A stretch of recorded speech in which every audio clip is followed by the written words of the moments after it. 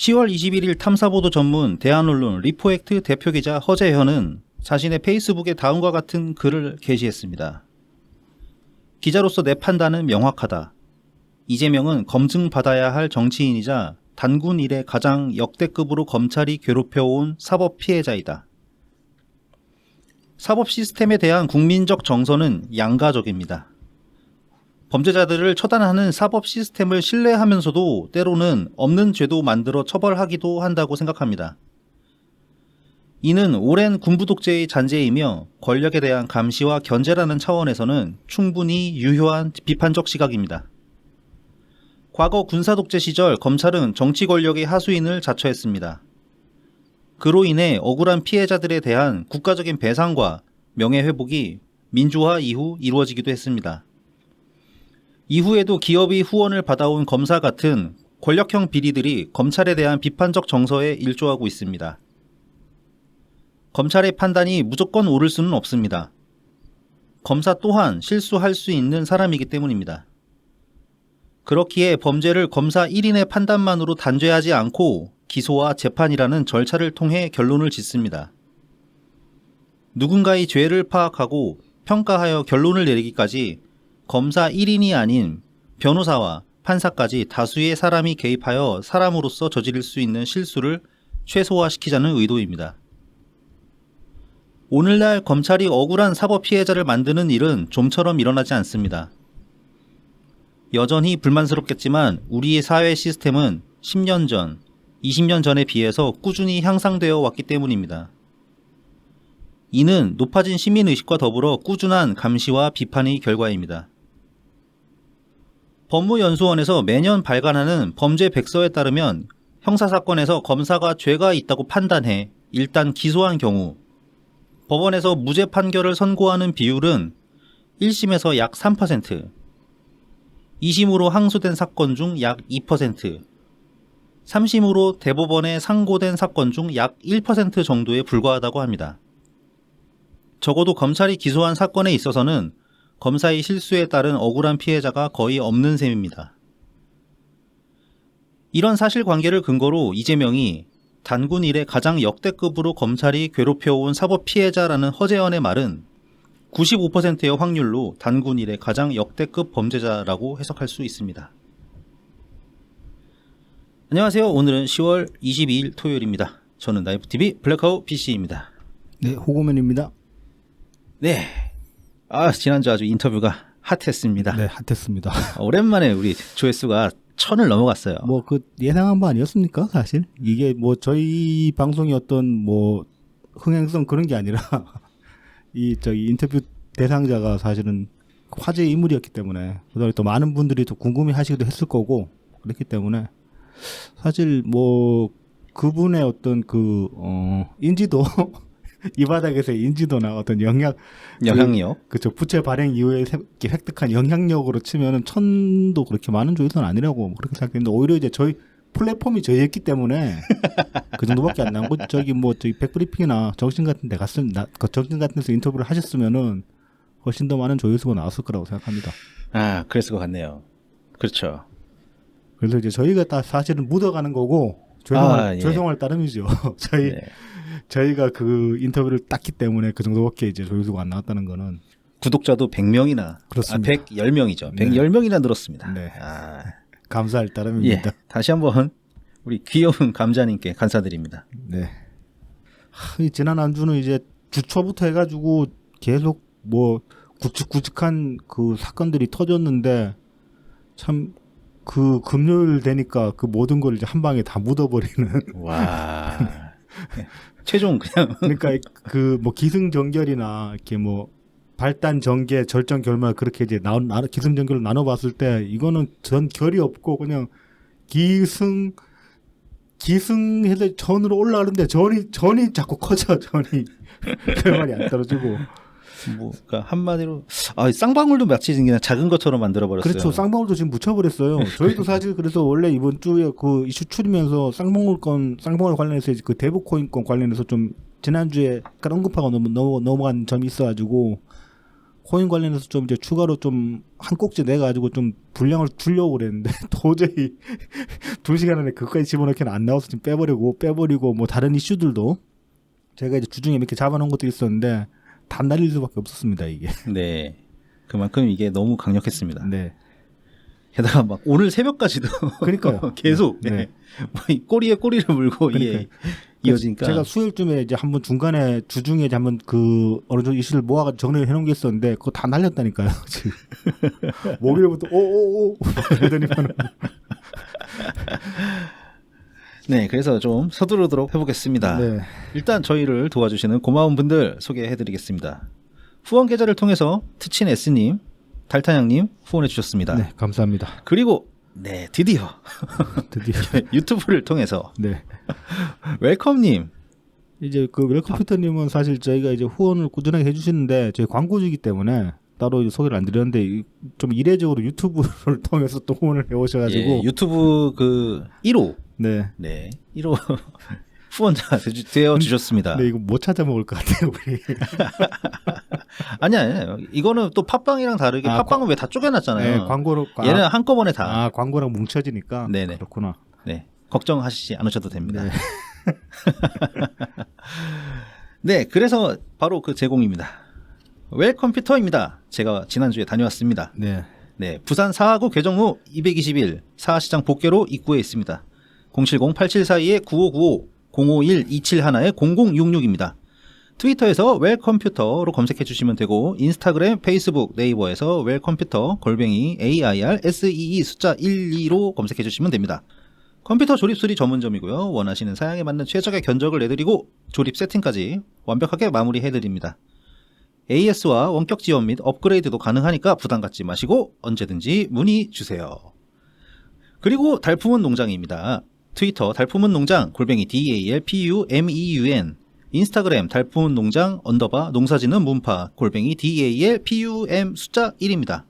청란, 청개육, 친환경 우렁이쌀, 고춧가루, 참기름, 들기름, 서리태콩, 찰, 옥수수를 판매하고 있으니까 많은 성원 부탁드립니다. 네. 일단 가장 첫 번째는 이거는 공지라고 할 수 있겠죠. 네네. 저희 이제 변호사 김변님께서 네. 10월 19일에 트윗에 날리셨습니다. 자, 시간 되는 분 자료 수집 요청입니다. 첫 번째는 이제 이재명 대표가 도지사 시절 팟캐스트에 출연한 목록, 날짜, 팟캐 이름, 그 다음에 스샷 이런 것을 부탁하고요. 그 다음에 두 번째로는 그 팟캐스터들, 이제 친명계 팟캐스터들이죠. 경기도 정책 홍보한 내용이 있으면은 그것에 대한 네. 날짜, 팟캐스트 이름, 스샷. 네. 그 다음에 세 번째로 그 팟캐스터들이 이낙연 전 대표를 악마화하는 방송 목록. 그래서 이것도 역시 날짜, 팟캐스트 이름, 스샷. 이것을 김변님 전용 메일 sweet rain for you SWEETRAIN 숫자 4 그 다음에 YOU 그리고 이제 gmail.com입니다. 네. 그래서 무리하시지 말고 즐겨주시기를 부탁하셨습니다. 그런 다음에 이제 나중에 소송이 진행이 되게 되면 이 경기도 거주하시면은 이제 세금을 내잖아요. 네. 저도 그렇습니다만 지방세 내시는 분들의 화력 지원이 필요한 시점도 있을 것 같습니다. 그러니까 이제 말하자면 집단 소송을 할 가능성을 이제 말씀을 하시면서 이제 필요하면은 이건 집단 소송이니까 소송비도 필요할 수 있고 그다음에 그렇죠. 소송 인단도 필요할 수 있기 때문에 그렇죠. 이제 활약을 모아달라 그런 말씀이시고 이게 이제 그 아시다시피 국감 때 이제 경기도 그 홍보비 관련해 가지고 그렇죠. 팟빵으로 이제 3억 원 이상 들어간 그것 가지고 이제 그 내용이 나오는 거 가지고 이제 김 전님이 이걸 단출해서 뭔가 이제 해볼 수 있지 않을까 그렇게 이제 생각을 하시고 추진을 하시는 것 같은데 관련해 가지고 이제 저도 좀 궁금증이 생겨가지고 그 트위터 그 메시지로 좀 여쭤봤어요 몇 가지를. 네네. 그래가지고 뭐 이제 이게 그 팟캐스트에만 국한된 거냐? 근데 사실 그 이낙연 대표님 뭐 음해나 아니면은 또 경기도 홍보 같은 경우도 유튜브로 이루어진 것들도 많기 때문에 그 유튜버들이 전부 다 팟캐스트 채널까지 같이 돌린 게 아니기 때문에 그 유튜브 같은 경우는 어떻게 하냐 그러니까 일단은 그래서 그렇게 여쭤본 이유가 뭐였냐면은 사람들이 그냥 이것만 보고 유튜브랑 팟빵이랑 팟빵 자료랑 다 같이 넘기는데 만약에 그 소송 대상이 팟빵만 돼버리면 유튜브 넘어온 유튜브 자료들은 오히려 혼선만 줄 수 있잖아요. 네네. 그래서 이제 그걸 구분해야 되는 게 아닌가 싶어서 그렇게 엄밀하게 따져봐야 되는 게 아닌가 싶어서 여쭤봤는데 뭐 유튜브나 팟빵에 상관이 없답니다. 당장 지금 처음 단초는 지금 팟빵으로 잡혀 있지만은 이게 이제 확장되면 유튜브까지도 갈 수 있기 때문에 네네. 자료는 아무튼 많으면 많을 다대익선이기 때문에 네네. 어떤 제보든 괜찮다라고 그렇게 해서 많은 제보를 부탁드린다고 하셨습니다. 당장 그렇게 흥행이 잘 되고 있는 것 같진 않아요. 지금 김변님이 이렇게 트위터 올리셨는데. 네. 그리고 이제 경기도를 타겟으로 시작해가지고 이재명과 박해로 확산시켜갈 예정이고 장기 프로젝트로 민영사는 물론이고 행정 절차까지 지금 염두에 두고 계신다고 합니다. 네네. 그러니까 뭐 지금 이제 뭐 좀 이따가 본영에서 말씀드리겠지만은 이재명 관련해서 이제 수사가 착착 진행되고 있는데 그거와 별도 뭐 그거 보고 우리 이제 거의 축제 분위기 아닙니까? 네, 그렇습니다. 근데 그거랑 별도로 우리가 할 수 있는 일은 또 해야 되는 거고 이거 같은 경우는 사실 우리 안에 말 사람도 없어요. 네. 이거 지금 팟캐랑 유튜브 정말 광범위한데 이것들을 전수조사하려고 그러면은 사람 써서 하려고 그러면 돈이 한두 푼 드는 일도 아니고 그러니까 이제 뭐 우리가 뭐 한 줌이라고는 하지만은 그 짬나시는 대로 이것저것 하나씩 건드려 가지고 뭐 자료 하나 찝어올 만큼의 인원수는 저는 된다고 보기 때문에 좀 많이들 관심 가지시고 가져주시고 좀 사실 모니터링 하는 게 막 힘들긴 해요. 맞아요. 예. 네. 그 듣기 싫은 목소리 들어야 되고 듣기 싫은 내용을 들어야 되기 때문에 힘들기는 한데 이게 이왕이면은 이렇게 좀 서로 이렇게 듣는 그 팟캐스트가 겹치지 않게 그렇죠. 이렇게 인원 분배가 잘 되면 좋겠는데 말이죠. 뭐 그런 거 이제 단톡방 같은 게 있으면 좋은데 사실 그건 힘들고 뭐 그렇게 안 되더라도 좀 이제 특별히 원한이 있는 팟캐스터라거나 예를 들어가지고 나는 개뚜껑이 제일 싫어 그러면은 개뚜껑 팟캐스트 집필로로 파신다 그러면 제목만 봐도 어느 정도 나오는 게 있으니까 뭐 그렇게 한 팟캐스터만 한 유튜버만 파신다든지 뭐 아무튼 각자 할 수 있는 대로 좀 자료들 취합해 주셨으면 좋겠어요. 이거는 뭐 김빈님도 장기 프로젝트로 계획하신다고 하고 하니까 그래서 많은 관심 부탁드립니다. 네, 많이 도와주시고요. 예. 문의사항 있으면 김변님께 네, 이메일로 저희 문의하시면 게시판에도 될 것 같습니다. 요 트윗 내용이랑 메일 주소랑 다시 한번 띄워놓죠. 네, 게시판에도 공주로. 네, 알겠습니다. 자, 그러면 이제 첫 번째 소식으로 들어가 보죠. 네, 지난주에 이것도 사실 되게 큰 뉴스였어요. 아, 컸죠. 네, 이제 카카오 서버가 이제 화제가 났는데 이게 지난주 토요일 오후 3시 30분에 이제 성남 삼평동에 위치한 SK CNC 판교 캠퍼스 A동 지하 3층 전기실에서 화재가 났습니다. 그래서 이제 여기 입주해 있는 카카오 서버가 이제 완전히 먹통이 돼 버렸죠. 그래서 뭐 처 보도에는 서비스 장애가 있다고 했는데 사실은 서비스 장애가 아니라 서비스 자체가 먹통이 됐죠. 아예 막 예. 뭐 글자 하나도 아니 그러니까 뭐 움직이지 못했으니까요. 그렇죠. 카카오톡을 아무것도 통해서. 안 뜨고 카카오톡도 그렇고 다음 홈페이지도 그랬고 당시에 이제 그 카카오가 둘러싼 거의 모든 서비스들이 다 막혔어요. 예, 카카오 뱅크는 물론이었을 거고요. 그렇죠. 카카오 예. 뱅크도 그렇고 카카오 맵도 안 됐어. 다 안 됐습니다. 네, 카카오 맵이고 카카오 지하철이고 아무튼 카카오 버튼 모든 건 다 안 됐습니다. 카카오 쇼핑이고 뭐고. 그때 제가 이제 이동 중이 아니었으니까 다행히 이제 부산에 이미 딱 도착을 한 상태라서 그렇죠. 진짜 다행이었지. 그렇습니다.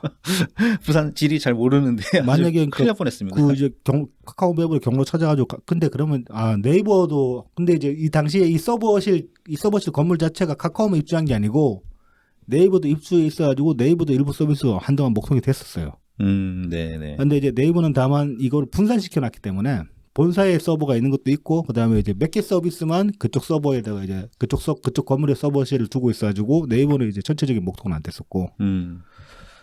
그래서 이제 SK CNC라는 데는 뭐 그 데이터 사업이 이제 데이터 분야 사업을 주로 하는 그 SK 그룹의 총괄 지주회사입니다. 여기가. 아, 네네. 여기가 좀 찾아보니까 원래 이제 예전에 그 네.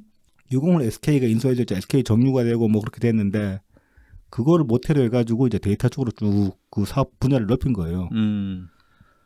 그런 회사고 아까 이제 좀 더 앞서 말씀드렸다시피 네이버 같은 경우는 춘천에 이제 자체 데이터 서버가 있어요. 이미 있고 그다음에 쇼핑 등 일부 서비스 서버들이 이제 판교 캠퍼스 입주해 있어가지고 일부 서비스에 장애가 발생을 하긴 했는데 카카오에 비하면 빨리 복구가 됐습니다. 이것도.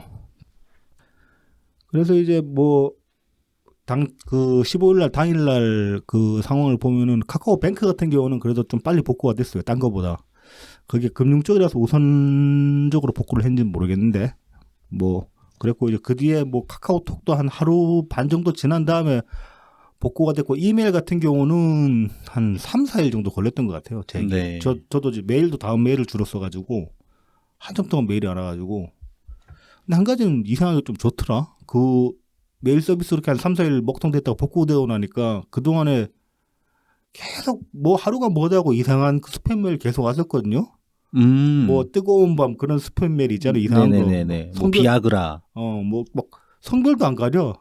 내가 남자를 대상으로 메일 되고 여자를 대상으로 메일 되고 이 새끼들 뭐하냐 막 그러면서 짜증냈었는데 그런 메일이 갑자기 싹 사라졌어요. 오. 그게 뭔 일인지 모르겠어. 뭔가 그 리셋돼버린 건가? 모르겠어요. 그래서 이제 이 그 10월 17일 날 잠정적으로 이제 결론 내린 거는 화재 원인이 그 무정전 전원 장치 이게 이제 그 만약에 서버 쪽에 이제 전기가 많이 정전이 돼버리면은 이게 또 먹통될 거 아닙니까? 먹통됐을 경우에 이제 그 대체 전류로 돌린 게 이제 무정전 전원 장치 UPS라 그러는데 요거를 일단 전원을 공급해주고 그 다음에 자체 발전기를 돌리거든요. 네네네. 그래서 자체 발전기 돌리기 전까지 이제 전원을 공급해주는 무정전 그 전원 공급 장치에 이제 배터리에서 이제 불이 난 걸로 그렇게 보고 있습니다. 일단은. 그런데 이제 다행히 이 당시 화재 상황에서 다행이었던 게 아까 지하 3층에서 불이 났다고 했는데, 그러니까 전기 공급실에서 불이 났는데 서버실은 그 위쪽에 있거든요. 근데 네. 불이 서버실까지 번지지는 않았어요. 그래서 애초에 이 서버가 목통이 된 게 서버가 맛이 가서 목통이 된 게 아니고 그냥 전기가 차단돼서 불이 났던 거예요. 그러니까 서버가 목통이 됐던 거예요. 네네. 그래서 이제 지금 서버에 물리적 손상은 거의 없는 걸로 뭐 그렇게 볼 수 있습니다. 굉장히 충격적인 소식이죠. 그렇죠. 네, 카카오 정도 되는 회사가. 그러니까 이 당시에 이제 위기 대응 능력이 너무 허술했죠. 네. 그 당시에 이제 보면은 그 뭐 트위터 같은 데서 이제 뭐 비교해가지고 삼성에서 이제 그 서버실 불났을 때 SDSS 불났을 때 어떻게 대처했는지 그런 것들도 사례가 나와 있고 한데 나중에 이제 그 카카오 사장 부사장인가 그 사람 나와서 그런 얘기를 하면서 자기들이 그 스타트업으로 시작해가지고 급성장하는 와중에 어떤 그런 전반적인 이제 시설 관리나 아니면 위기 대응 능력에 대한 그런 어떤 역량이 부족했다 그런 식으로 인정을 하긴 했습니다. 그러니까 말하자면 이제 사업 키우기만 바빴고 막상 뭐 사고 터졌을 때 대처하는 거 그런 거에 대해서는 대비를 못했다 뭐 그런 식으로 얘기를 하긴 했습니다. 그래도 이게 카카오톡이 생긴 게 언젠데. 그렇죠. 그리고 지금 뭐 시작이 스타트업이었지 지금 스타트업 마인드로 굴릴 수 있는 회사가 아니잖아요. 그럼요. 네. 그러니까 그 말도 사실은 좀 무성의하죠. 그렇죠. 무성의한 말이죠. 그냥 그 고등학생 반성문 같은 거지. 그렇죠. 당시에 그래서 이제 피해 범위가 굉장히 광범위했어요. 이게 뭐 우리가 그냥 그동안에 별 생각 없이 살아서 그런데 막상 닥쳐보니까 카카오 관련된 서비스들이 정말 생활 깊숙이 여러 분야에 이렇게 자리 잡고 있다는 게 이제 확 와닿았죠. 보면은 뭐 대표적으로 이제 지금 그 배달 서비스 많이 쓰지 않습니까? 그 배달하시는 분들 거의 다 그 장사를 못했어요. 이 카카오맵 기반으로 하는 게 많아가지고. 그리고 또 뭐 이제 카카오 택시 같은 경우도 완전 막혀버렸는데 이거는 좀 이제 의외였던 게 그 카카오 택시는 카카오 콜이 안 되더라도 일반 택시로 운영을 할 수가 있잖아요. 네네네. 그래서 이 그 토요일 밤 같은 경우에 어떤 상황이 있었냐면은 뭐 이제 그 트위터 같은데 보면은 홍대에서 토요일 밤 심야에 택시가 잡히더라. 네네네. 원래 맞아요. 그 택시들이 다 카카오로 예약받아서 돌던 택시들인데 예약을 안 받으니까 그 이따가 그래서 이제 홍대에서 그렇게 편하게 택시 잡아온 게 몇 년 만에 그런 일이 이제 몇 년 만인지 모르겠다 뭐 그런 트위터 있고 그랬는데 그러니까 이제 뭐 기사님들에 따라서 손님 좀 가려받는 그런 분들이 계셨던 거지. 그동안 이제 콜로 받으면 편하니까 자기들도 그렇죠. 사실 뭐 따로 이렇게 막 그 잔돈 거슬러주고 그럴 필요도 없고 그렇죠, 다 끝나버리니까. 네, 맞아요. 그리고 또 이제 뭐 특이한 케이스로 킥보드 대여 서비스를 받으셨던 분인데 이분은 그 킥보드를 이제 그 킥보드 대여 받고 이제 반납하고 결제하는 그 전 과정이 다 이제 카카오톡이랑 카카오페이로 이루어지는데 이게 다 먹통이 돼버리니까 빌린 킥보드를 반납을 못한 거예요. 그래서 뭐 연체료부터 가지고 50만 원까지 올라갔다 뭐 그런 얘기도 있었고. 그리고 좀 재밌었던 게 의외의 순기능이라고 할 수 있는데 이게 이제 10월 19일 날 그 익산 상가 건물에서 31명이 심야 도박을 하다가 그 단속 알림 메시지 전송이 안 와가지고 다 31명이 이제 도박단이 일제 검거가 됐어요. 일망타진이 됐어요. 근데 이 사람들이 이제 그 도박하는 사람들이 31명이 전부 다 단톡방에 들어와가지고 있고 이렇게 망꾼이 하나가 밖에서 망 보고 있다가 경찰 뜬다 그러면 그 이제 단톡방에다 메시지를 던지는 거예요. 토끼라고. 그런데 예. 그거 보고 이제 토끼였는데 망꾼이 메시지를 주지를 못해가지고 일망타진되는 그런 케이스도 있었다고 합니다. 이 사람들은 이제 전부 텔레그램으로 가겠네 이제. 그렇지. 애초에 텔레그램을 갔어야지. 뭐 좋은 일 하는 것도 아닌데 나중에 카카오톡 저기 뭐 이 사람들 중에 몇 명 잡히면은 그 도박단 자체가 일망타진 될 수 있지. 이 그렇죠. 카카오 서버 압색 들어가가지고 단톡방 털어버리면 네. 멤버들 다 튀어나오는데 안 이랬어 이 사람들은. 예, 뭐 잡힐만하다. 범죄 모의는 저기 텔레그램에서 하시고 별로 좋은 건 아닌데 이렇게 안내해주는 거는. 시간 문제였다. 네. 이분들이 잡히는 거는. 그래서 이제 요걸 계기로 많은 분들이 뭐 당시에 10월 18일이나 그때쯤 통계를 보면 한 200만 명 정도가 카카오 서비스에서 탈퇴를 했다고 하는데, 그런데 이제 지금 이제 이번 주 중 이후부터 이제 그 서비스가 복구가 됐잖아요. 또 네네. 대부분 복귀했다고 합니다. 근데 이거는 좀 사실 간편성이나 그다음에 이게 이런 서비스들은 이것도 이제 SNS처럼 이렇게 묶여 있는 경우가 많으니까 혼자 탈퇴해서 될 일이 아닌 경우도 많고. 그렇죠, 그렇죠. 뭐 그리고 뭐 적립금 같은 것도 있을 것이고 쇼핑 같은 거는 그리고 이제 익숙한 플랫폼에서 벗어나기 힘든 면이 있죠. 이게 이제 제 지인분 중에 한 분은 다른 이제 뭐 채팅 앱을 한번 써보려고 했는데 네. 이모티콘이 너무 구려서 못 쓰겠다고. 그러니까 저 같은 거는 이모티콘을 아예 안 쓰는 사람인데 그것도 익숙해지면 그쪽에만 맞들여가지고 이제 어떤 자기 입맛에 맞는 이모티콘 따라가는 그런 경우도 있더라고요 보니까. 카톡이 시장이 압도적으로 크다 보니까 이모티콘이 이게 종류도 많고 확실히. 네. 예. 그리고 또 사람들이 좋아하는 스타일들이 카톡 이모티콘이 대체로 좀 더 많이 있는 것 같아요. 그래서 이모티콘 때문에 못 벗어나시는 분들이 네. 간혹 있는 것 같습니다. 그래서 이제 아무튼 뭐 윤석열 대통령도 또 이 윤석열 대통령이라는 말 참 이번에 좀 쉽게 나왔다. 윤석열 대통령 같은 경우도 뭐 이게 거의 국가 기관 사람이 가깝기 때문에 뭐 좀 관리가 필요하다 그런 식으로 얘기를 했는데 맞습니다. 사실 저는 카카오톡 서비스로 이제 제일 유용하게 썼던 것 중에 하나가 코시국 때 백신 네네, 관련해서 그렇죠. 관련해서 질병청에서 메시지 받고 할 때 그럴 때 제일 유용했고 근데 민주당에서는 건 싫었어. 네. 당비 내라고 오고 별 시덥잖은 거 가지고 그건 짜증 났고 뭐 그렇습니다. 아무튼 이래서 이제 주초에 이 뉴스가 상당히 이제 비중이 컸었고 뭐 사실은 저희도 좀 이제 다룰 만한 내용들이 많았는데 이것도 지금 다 축소시켜가지고 이 정도로 남겨버렸고. 일단 여기에 대해서 뭐 윤석열 대통령도 한마디가 했지만 과기정통부 장관이 굉장히 좀 빠르게 대처를 했어요. 네. 물론 이제 뭐 립서비스 정도 수준이었긴 했는데. 그렇죠. 근데 의미는 있다고 봅니다. 왠지 딱 그렇게 빨리 미안하다고 하니까 일단 뭐가 미안한지 몰라도 미안하다고 하니까 왠지 좀 일하는 것 같잖아. 윤석열 정부에도 좀 일하는 사람이 있나? 그리고 이제 정부 입장에서는 그런 거를 이제 관리하고 감독해야 될 책임이 있는 거긴 하기 때문에 그렇죠. 네, 이번 일을 사례로 이제 네. 뭐 관리할 수 있는 대책을 다시 한번 재확인하면 그거는 확실히 도움이 될 것 같습니다. 다만 근데 이제 이거 관련해서 또 그런 이제 음모론이 좀 있었죠. 저기 이재명 수사 관련해서 카카오 압색하려고 하니까 그거 다 자료 날리려고 이렇게 이제 일을 꾸민 거 아니냐 이제 반농담 삼아 그런 말씀을 하시는 것 같은데 뭐 반농담이니까 그냥 그러니 하겠지만 사실은 그런 식의 음모론도 뭐 좀 위험하죠. 그리고 좀 너무 터무니없습니다. 왜냐하면 이거 지금 서버 이거 한번 나는 바람에 그 다음날 카카오 주식이 당장 반토막이라도 떨어져가지고 뭐 손실액이 몇 조 수준인데 기업에서 자기들 진짜로 명줄 깎아가면서 그 짓을 할 리는 없지 않습니까? 좀 쉽지 않죠. 네.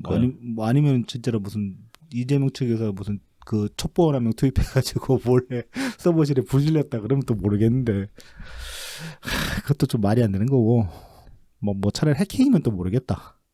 카카오 서버 해킹 들었다 그러면 또 모르겠는데 그것도 아니고 이건 좀 그래서 좀 너무 나갔다. 네. 하지만 충분히 그렇게 말씀하시는 심정을 이해를 한다. 왜냐하면 이재명이 별 지랄을 다 했기 때문에. 그리고 또 다음이 좀 극성이잖아요. 다음 그렇죠. 댓글 그렇습니다. 기사 댓글이 맞다. 또 이제 안 그래도 이제 다음 댓글로 인해서 이제 그 고발 당하신 분들 또 이제 원성이 있었죠. 이 새끼들 그런 거는 빠릿빠릿하게 막 신상 잘도 넘겨주더니 뭐 이 기본적인 것도 제대로 못한다고 그렇게 원성을 내신 분들도 있었죠. 네, 그건 뭐 확실히 혼날 만한 부분이죠. 그렇습니다. 자, 그다음 이제 다음 소식입니다. 뭐 그 다음에 또 며칠 지나지 않아서 굉장히 또 큰 일이 있었습니다. 네, 이제 그 SPC 불매 관련해서 이제 이야기를 좀 해보겠습니다. 이것도 요즘 이 회사 이름들을 이렇게 이제 영어 약어처럼 이렇게 이니셜로. 이니셜로 네. 박아놓으니까 이게 무슨 뜻인지 궁금해지지 않습니까? 네, 맞습니다. 네. SPC 같은 경우는 삼립 앤 샤니 파리 크루아상 컴파니스라고 합니다.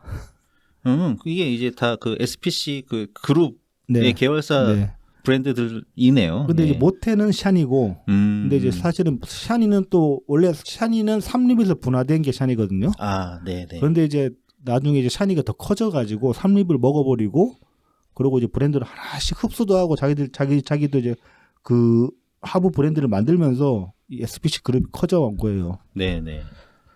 그래서 이제 SPC 그룹 산하의 이제 SPL 제빵 공장 평택에 있는 SPL 제빵 공장에서 이제 협착 사고가 발생을 했습니다.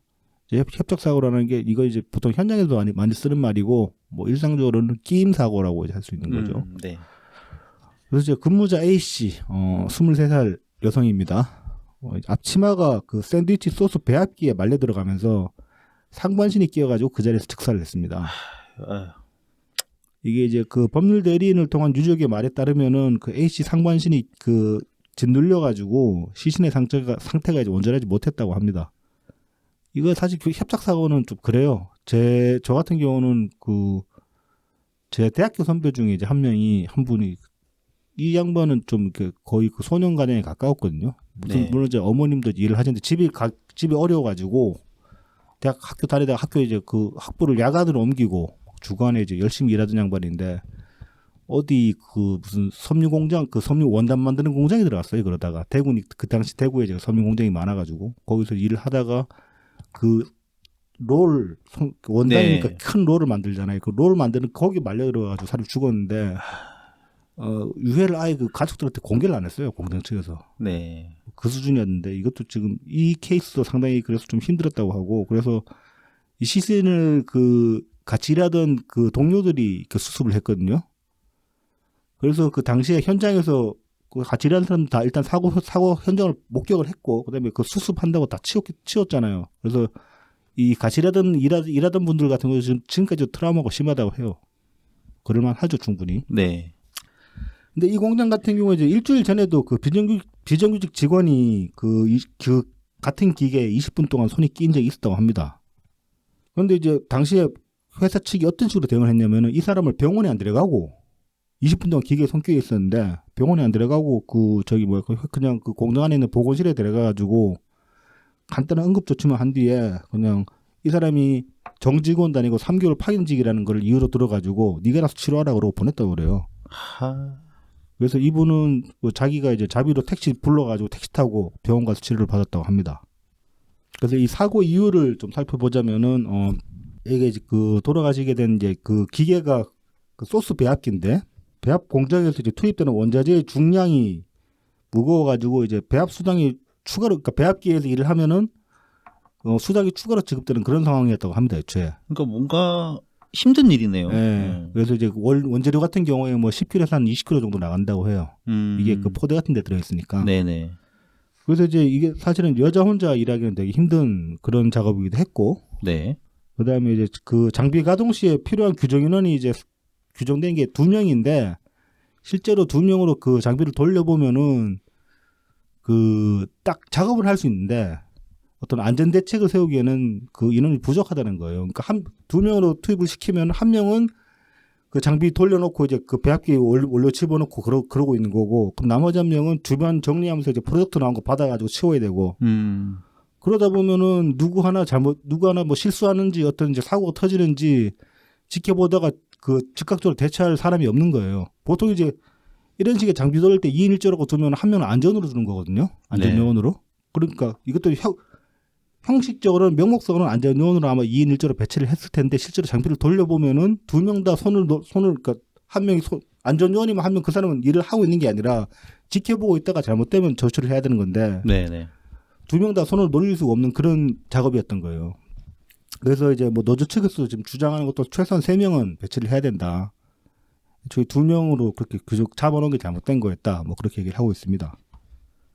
그래서 이제 그 15일 날 사고가 터졌고 이제 16일은 그 다음 날은 SPL은 이제 고용노동부가 9대의 소스 혼합기 가운데 인터록 요게 이제 안전장치거든요. 네네. 인터록이라는 게 뭔가 이벤트가 발생하면 바로 그렇죠. 장비 가동이 중지될 네. 수 있는 네. 그런 거죠. 그 뭐 끼임 같은 거 생겼을 때 바로 자동으로 스톱해버리는 네네. 그런 인터록이 없는 7대에 대해서는 이제 작업 중지 명령을 했다는 이유로 이 공장에서 인터록이 있는 두 대 장비를 계속 돌리면서 생산을 했다고 합니다. 그러니까 이렇게 큰 사망 사고가 터졌는데 공장에서 그 다음날 바로 그 공정을 제기를 했다는 거죠. 그래서 이제 노동부가 이날 오후 뒤늦게 이제 그 나머지 2대도 정지하라고 그렇게 권고를 내렸다고 합니다. 참 이것만 봐도 참 되게 개념이 없어요. 이게 그 인터력이 없는 그 장비가 이렇게 돌아갈 수 있었던 이유가 이 관련 규정이 2010년쯤에 생겼다고 하거든요. 요 혼합기에 대한 규정이. 네, 그래서 이제 인터력을 필수적으로 장착하게끔 그렇게 규정이 생겼는데 이게 소급 적용이 안 돼서 2010년 이전에 생산된 기계에 네. 관해서는 어떤 식의 이 규정을 적용할 수 없다고 해요. 이거 좀 너무 행정 편의적이네요. 근데 편의적이기도 하고 좀 사각지대였죠 사실은. 네. 이런 거 좀 꼼꼼히 그 국회에서라도 꼼꼼히 봤어야 되는데 이 부분은 참 많이 아쉽습니다. 보면은 저도 이제 공사 현장에서 현장일을 많이 하다 보니까 현장 같은 경우도 이러저런 안전 규정이 추가되기도 하고 안전 규정들이 이제 많은데 소급적인 거 없어요. 얄짤 없어요. 네네. 근데 현장에서 그 공사 현장에서 왜 이렇게 이제 안전 규정을 세게 때리냐면은 외초에 현장 자체가 좀 위험도가 상대적으로 높기 때문에 뭐 부상이나 사망 사고가 이제 자주 일어나기 때문에 그런 것도 있지만은 공사 현장 같은 경우는 건설 업체들이 주요한 수익원 중 하나가 그 관급 공사 따내는 거잖아요. 네네. 근데 이제 그 사고가 많이 일어나서 벌점이 쌓이면 관급에 아예 입찰을 못하게 돼버린단 말이죠. 그것도 이제 뭐 심하면 몇 년 동안 아예 입찰도 못하게 그렇게 이제 해버리는 경우도 그렇게 이제 그 징벌을 내리기도 하기 때문에 회사 당장에 자기들이 이제 돈줄이 날아가는 셈이니까 회사들이 이제 상당히 좀 엄하게 봅니다. 그래서 뭐 이런 예를 들어서 지금 여기 같은 경우는 2010년 이전에 생산된 장비는 인터록 적용하는데도 뭐 어떻게 규정이 없다고 그랬잖아요. 공사 현장 같은 경우는 그냥 뭐 생산이 언제든 상관없이 어떤 안전 규정이 새로 도입이 되면은 얄짤이 없어요. 네네. 그냥 다 적용이 돼야죠. 네, 장비를 교체를 하든지 아니면 옛날 장비에다 그 추가된 규정에 맞는 어떤 그 보조장치를 붙이든지 네. 뭐 그런 식으로 해야 됩니다. 근데 이제 정작 이런 곳이 사각지대가 될 수 있는 거예요. 따지고 보면은. 그리고 SPC 같은 경우는 사실 뭐 관급 물량을 따내는 것도 아니고. 그렇죠. 네. 그러니까 정부에서 뭐 추징금이나 벌금 정도를 매길 수 있겠지만 그 이외에 어떤 제재할 방법이 없다 보니까 이런 식으로 이제 좀 흘러간 경향이 있지 않나 뭐 그렇게 보이기도 합니다. 그래서 이제 뭐 16일 날 이런 일이 있었고 SPC 그룹은 이제 사고에 대한 공식적인 언급이 없이 16일부터 17일 동안 이틀 동안에 뭔 짓을 했냐면은 파리바게트가 9번째 해외 진출을 했다. 이제 런던에 이제 또 지점을 냈거든요. 네. 이거에 대한 보도 자료를 엄청나게 뿌렸어요. 그래서 뭐 웬만한 일간지에 다 기사가 실렸어. 그래서 이제 이거에 대해서 여론의 반응이 이거 지금 사고 기사 밀어내기 하려고 이러는 거 아니냐 이제 그런 식의 이제 그 반응이 많았고 뭐 그래서 이제 그거를 의식했는지 17일 날 그 SPC 그룹의 회장이 드디어 사과를 합니다. 사고는 15일 날 터졌는데 17일 돼서 사과를 해요. 그러면서 뭐 이제 뭐 별로 진정성은 없지만은 뻔한 말들을 쭉 했습니다. 그리고 17일 날 또 이재명도 이제 SNS에 글을 올렸는데 또 이틀 지나서 올렸네. 그러네요. 네. 또 뭐 이재명도 또 하나마나 소리 했어요. 뭐 이런 일을 막아야 된다. 어쩌고저쩌고 뭐 그러면서 뭐 회사가 조금만 안전에 신경을 썼으면은 뭐 그래서 2인 1조 근무만 지켜줬어도 이런 일이 안 생겼을 거라고 그러는데 아까 이제 앞서 말씀드렸다시피 노조 주장에 따르면 2인 1조가 문제가 아니었다는 거죠. 2인 1조가 문제였던 거지 2인 1조를 지킨다고 해결되는 게 아니었다는 네, 거죠. 오히려 3인 1조가 개선책이다. 네. 그런 거죠. 그러니까 그렇게 보면 또 이재명 또 이 사고에 대해서도 제대로 이제 안 보고 뭐 겉핥기만 했다는 거지 대충. 네. 기사나 몇 개 보고. 근데 이해는 합니다. 지금 그럴 정신이 있겠나?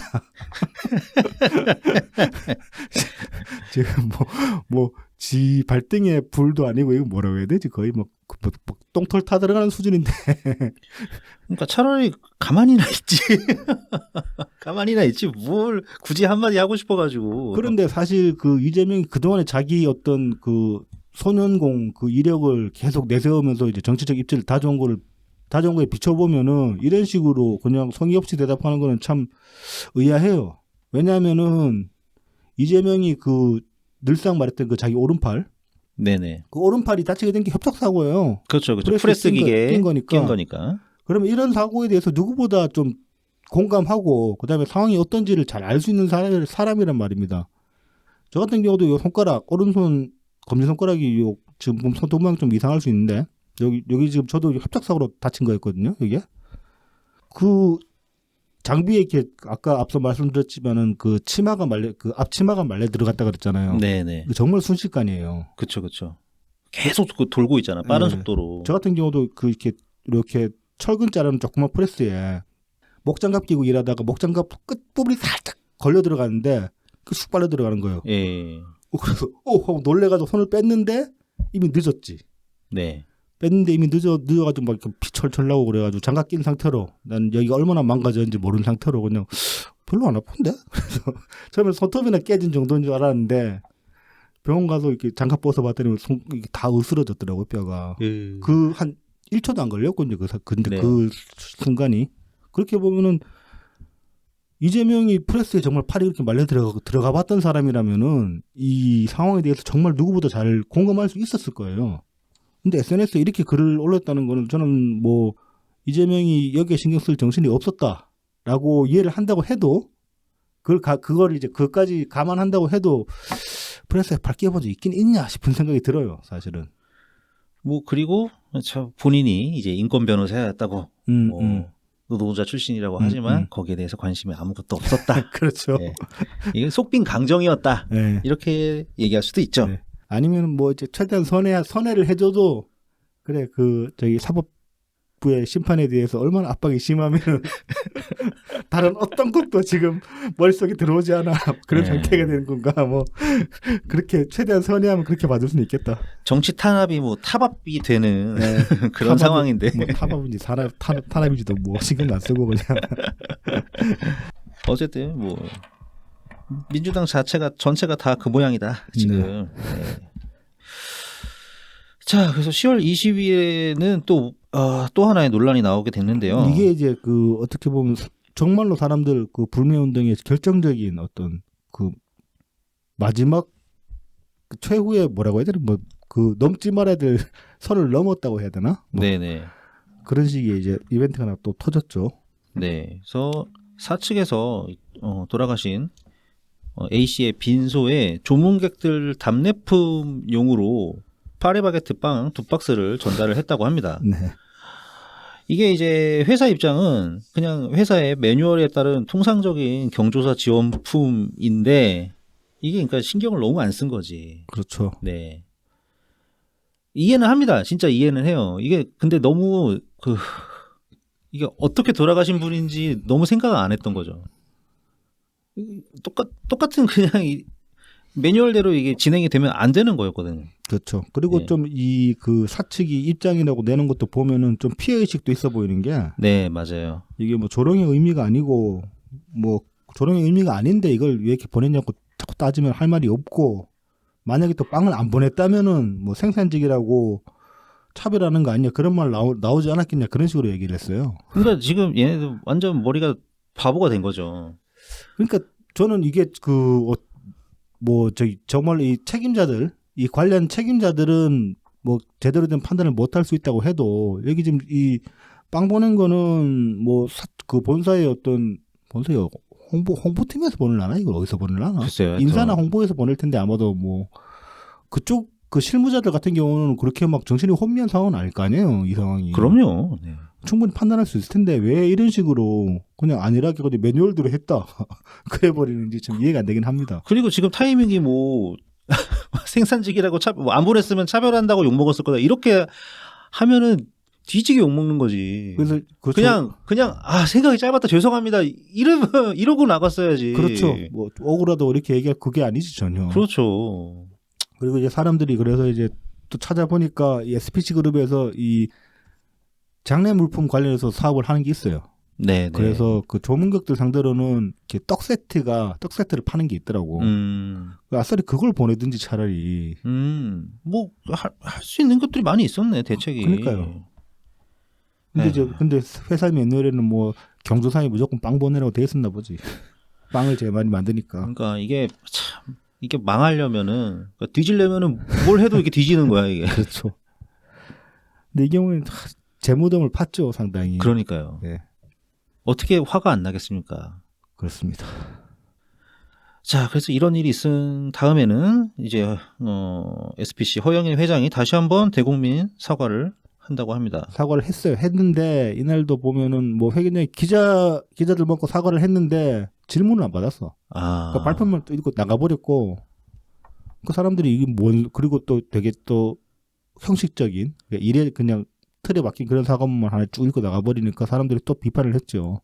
뭐 기자회견도 없고 이게 뭐냐고 이게. 네네. 사과는 자세히 맞냐고 뭐 그런 식으로 얘기를 하고 있습니다. 그러고 보니까 이 21일이 네. 어제잖아. 네. 같은 11시 아니었습니까? 맞습니다. 이재명이 무슨 또 뭐 저기 대국민 발표한다고 했던 그 타이밍에 같이 한 거죠. 네. 그래서 서로가 서로를 붙어주길 바라면서 뭐 그냥 대충 한 번에 나간 거 아니야? 네. 뭐 그렇다고 볼 수 있죠. 네. 자, 이어서 이제 좀 생각해볼 지점이 하나 있어가지고, 요거는 이제 10월 18일 날 이제 A 씨의 그 남자친구 인터뷰 기사가 하나 났는데, 중간에 보면 요 대목이 좀 이제 한번 다들 읽어보고 생각해볼 만한 지점이다 싶어서 가져왔는데, 이게 이제 그동안에 언론 보도는 아니면 또 그 파리 SPC 그룹에 이제 불매하고 반대하는 어떤 그 시민사회 움직임에서 시민사회 측에서 이제 이런 식의 그 프레이밍을 많이 냈어요. 그 돌아가신 A 씨가 이제 소녀 가장이었다. 집이 어려운 형편에서 이제 일찍 취업을 해서 이제 그렇게 일을 하다가 돌아가신 거다. 그렇게 이제 프레이밍을 많이 했는데. 네, 저도 그렇게 알고 있었습니다. 네, 근데 이제 그 A 씨의 남자친구였던 B 씨의 인터뷰를 보면은 그 소녀 가장으로 묘사한 그거는 사실과 다르다라고 얘기를 했어요. 그래서 이제 그 A 씨 같은 경우는 그 특성화고 조리학과를 그러니까 옛날 같은 뭐 농고나 뭐 아무튼 실업계죠. 네네. 그러니까 특성화고 그 조리학과를 졸업한 뒤에 제빵사가 되고 싶다는 마음에 대학보다 취직을 택한 것이라고 이제 그렇게 얘기를 했습니다. 뭐 딱히 이제 막 집이 어려워서 뭐 대학 포기하고 뭐 이제 생계를 뭐 취업 전선에 뛰어들었다 그런 건 안 했다는 거죠. 네네. 그 뭐 요즘 그런 케이스도 있으니까 실무 경험 빨리 쌓고 그쪽 사회로 빨리 진출하려고 하는 그런 젊은 사람도 많으니까. 네. 그래서 이제 괜히 그 소녀 가장 프레임 같은 거 안 만들어도 되잖아요. 사실 이 경우는 뭐 죽은 사람이 그러면 나이 든 사람이면 뭐 덜 억울해 그것도 아니잖아. 네, 맞습니다. 그리고 무슨 꼭 소녀 가장이어야 돼 그런 것도 아니잖아. 그래서 이런 식의 좀 그 감성적인 어떤 그런 움직임을 유도하기 위해서 억지스러운 프레이밍 하는 거는 좀 지양해야 되겠다. 진짜 이놈의 프레임질은 좀 지겹습니다. 네. 그게 반드시 있어야 되나? 뭐 오늘 지금 하고 있겠구나. 그 개딸 집회도 같은 경우도 뭐 또 무슨 온갖 또 감성적인 프레임들 끌어들이려고 하고 있는데 안 먹히고 있죠 전혀. 예, 그렇죠. 자, 그래서 뭐 불매 리스트는 이것도 게시판에 따로 올려야겠네. 그 이제 이미지로 나온 게 있어가지고. 근데 네네. 대표적인 기업들만 보면은 이제 SPC 그룹에 파리 바게트 다들 아시는 거 파리 크루아상도 마찬가지고. 그다음 베스킨라빈스, 던킨, 샤니, 삼립, 그다음 파스쿠치, 뭐 쉑쉑, 그락 슈바인 같은 이제 이런 브랜드들이 다 SPC 그룹에 속해 있습니다. 그러니까 아시는 분들은 아실 거예요. 그 해피포인트라는 그 적립 네네. 서비스를 사용할 수 있는 그룹은 다 네. 이제 이거인 거죠. 네. 근데 이제 요 외에도 보면은 빵을 납품하는 프랜차이즈가 굉장히 많아요. 햄버거 같은 경우는 맥도날드 하나 빼면 다 SPC에서 빵이 들어간다고 합니다. 그래서 굉장히 다행인 것 같습니다. 맥도날드는 먹을 수 있겠구나.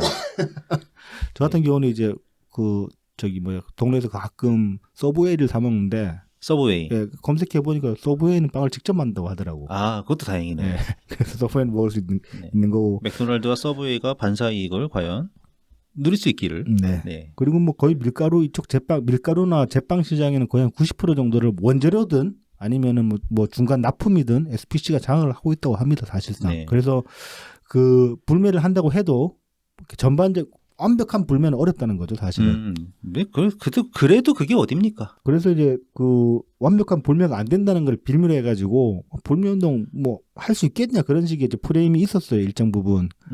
그리고 이게 이제 단순히 그 좀 삐뚤어진 시각을 가진 그런 이제 일반인들의 어떤 프레이밍이 아니라 이게 사측에서 그게 지능적으로 그렇게 이제 시도한 게 아니냐 그런 의혹도 있습니다. 네네.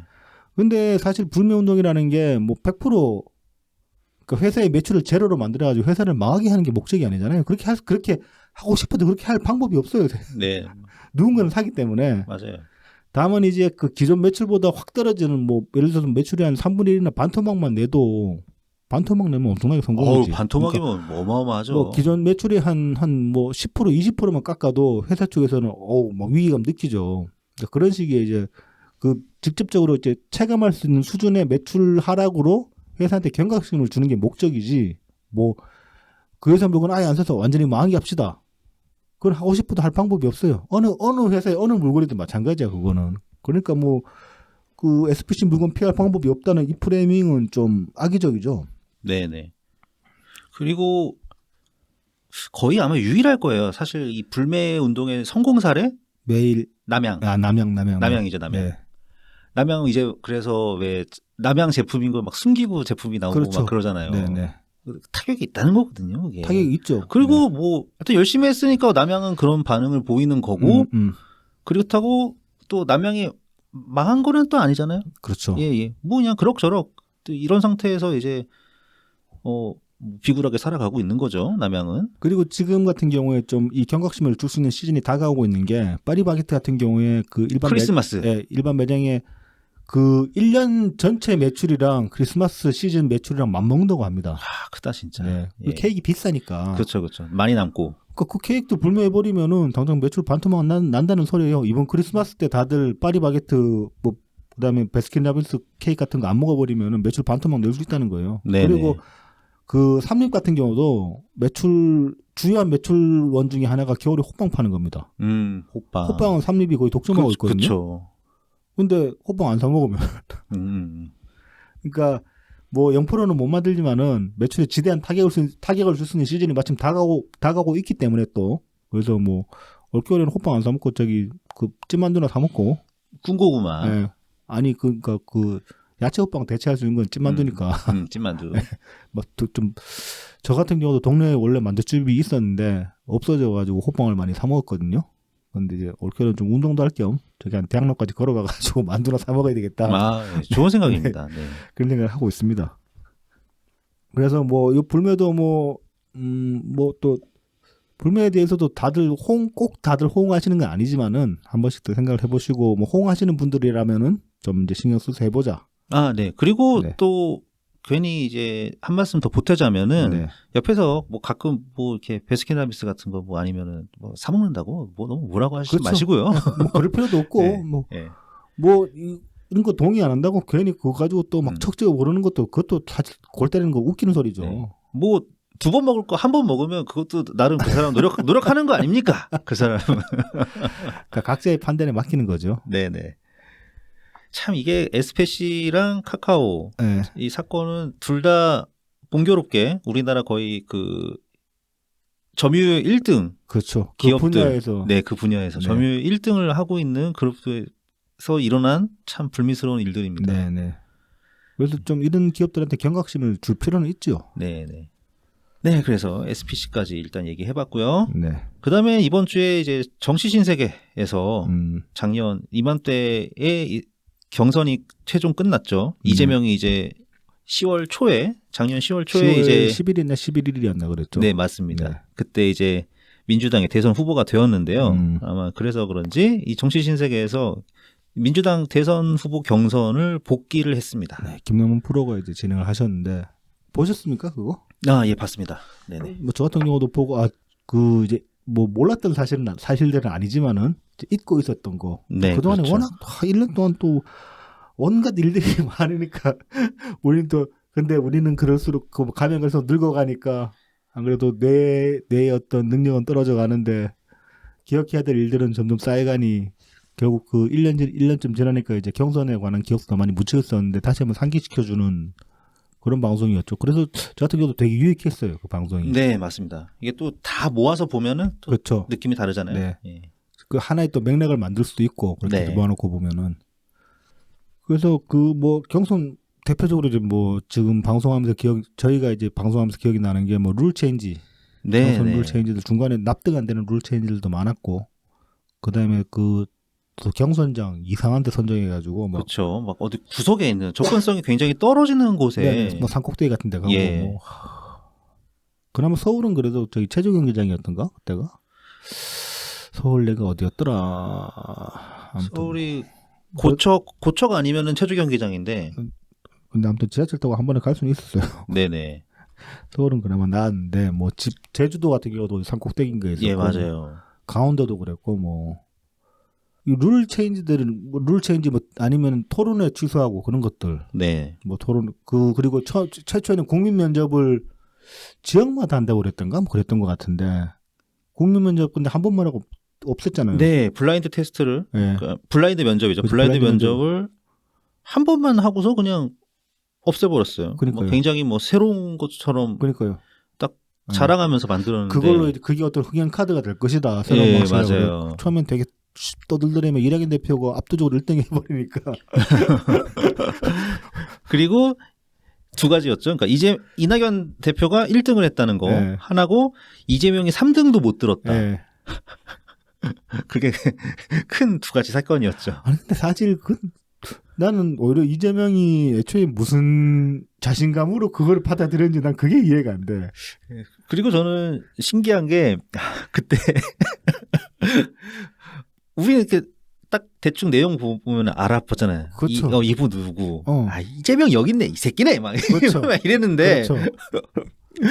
개딸들도 알아보는 것 같았거든. 예. 근데 1등이 이낙연이 되니까 뭔가 좀 당황하는 그 분위기가 기억이 나요.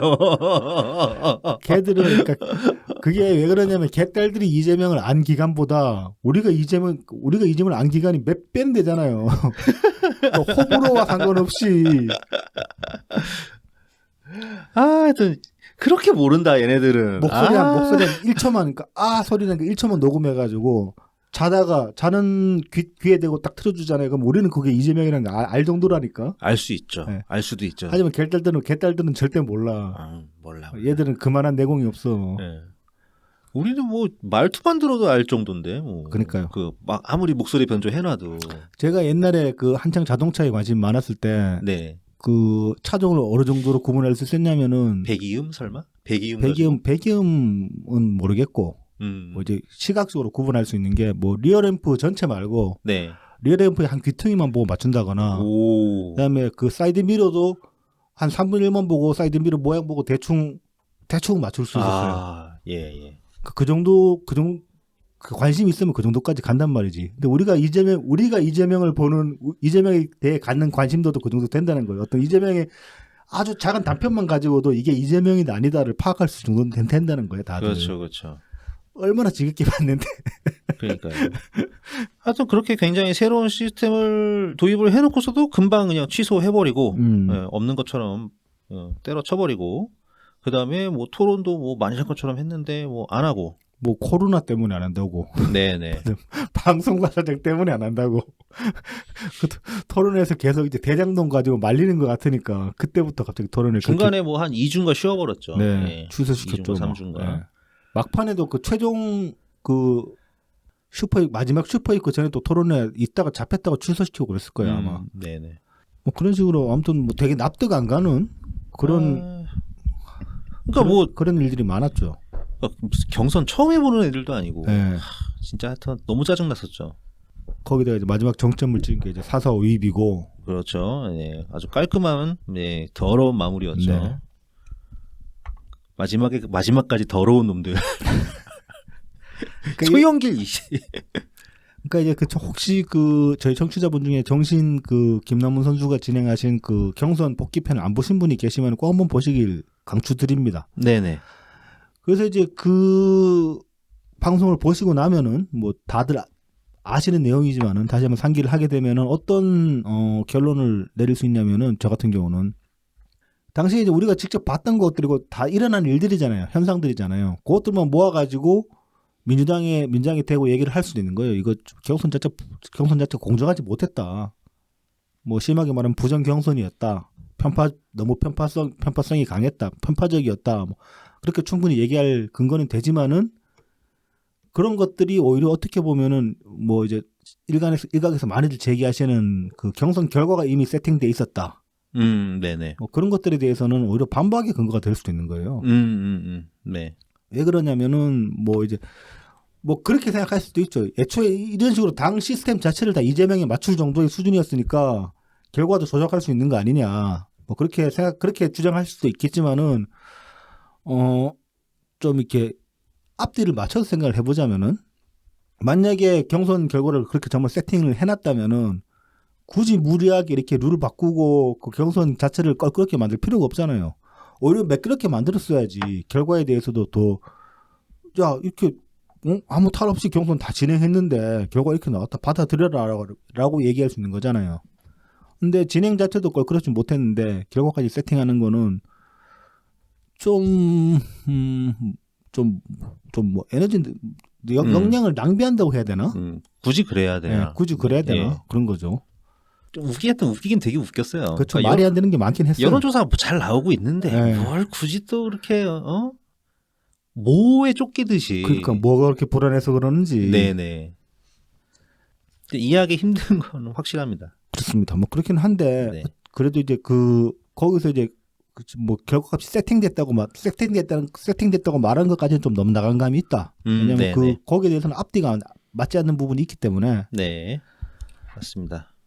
그래서 이제 좀 저희가 이제 뭐 몇 회에 걸쳐가지고 말씀을 드리는 건데 이재명에 대해서는 부정하다고 이제 그렇게 지적할 수 있는 부분이 굉장히 많습니다. 드러난 것만 가지고 이야기를 해도 이야기가 이렇게 차고 넘치는데 굳이 거기에 좀 이렇게 그러니까 근거보다는 추측이 더 많은 비중을 차지하는 그런 주장까지 갖다 붙일 필요가 있겠느냐? 사실 그러니까 뭐 진정한 1등은 이낙연이었다 이런 생각을 가지고 계신 거 아닐까? 뭐 이렇게 추정은 합니다. 네. 네, 추정하고 뭐 당연히 이해하고요. 뭐 심정은 납득이 가지만은 그 당시에 뭐 지난주에도 말씀드렸다시피 그 당시에 이제 그 여론조사 지표만 봤을 때는 그건 힘들었다. 네네. 네.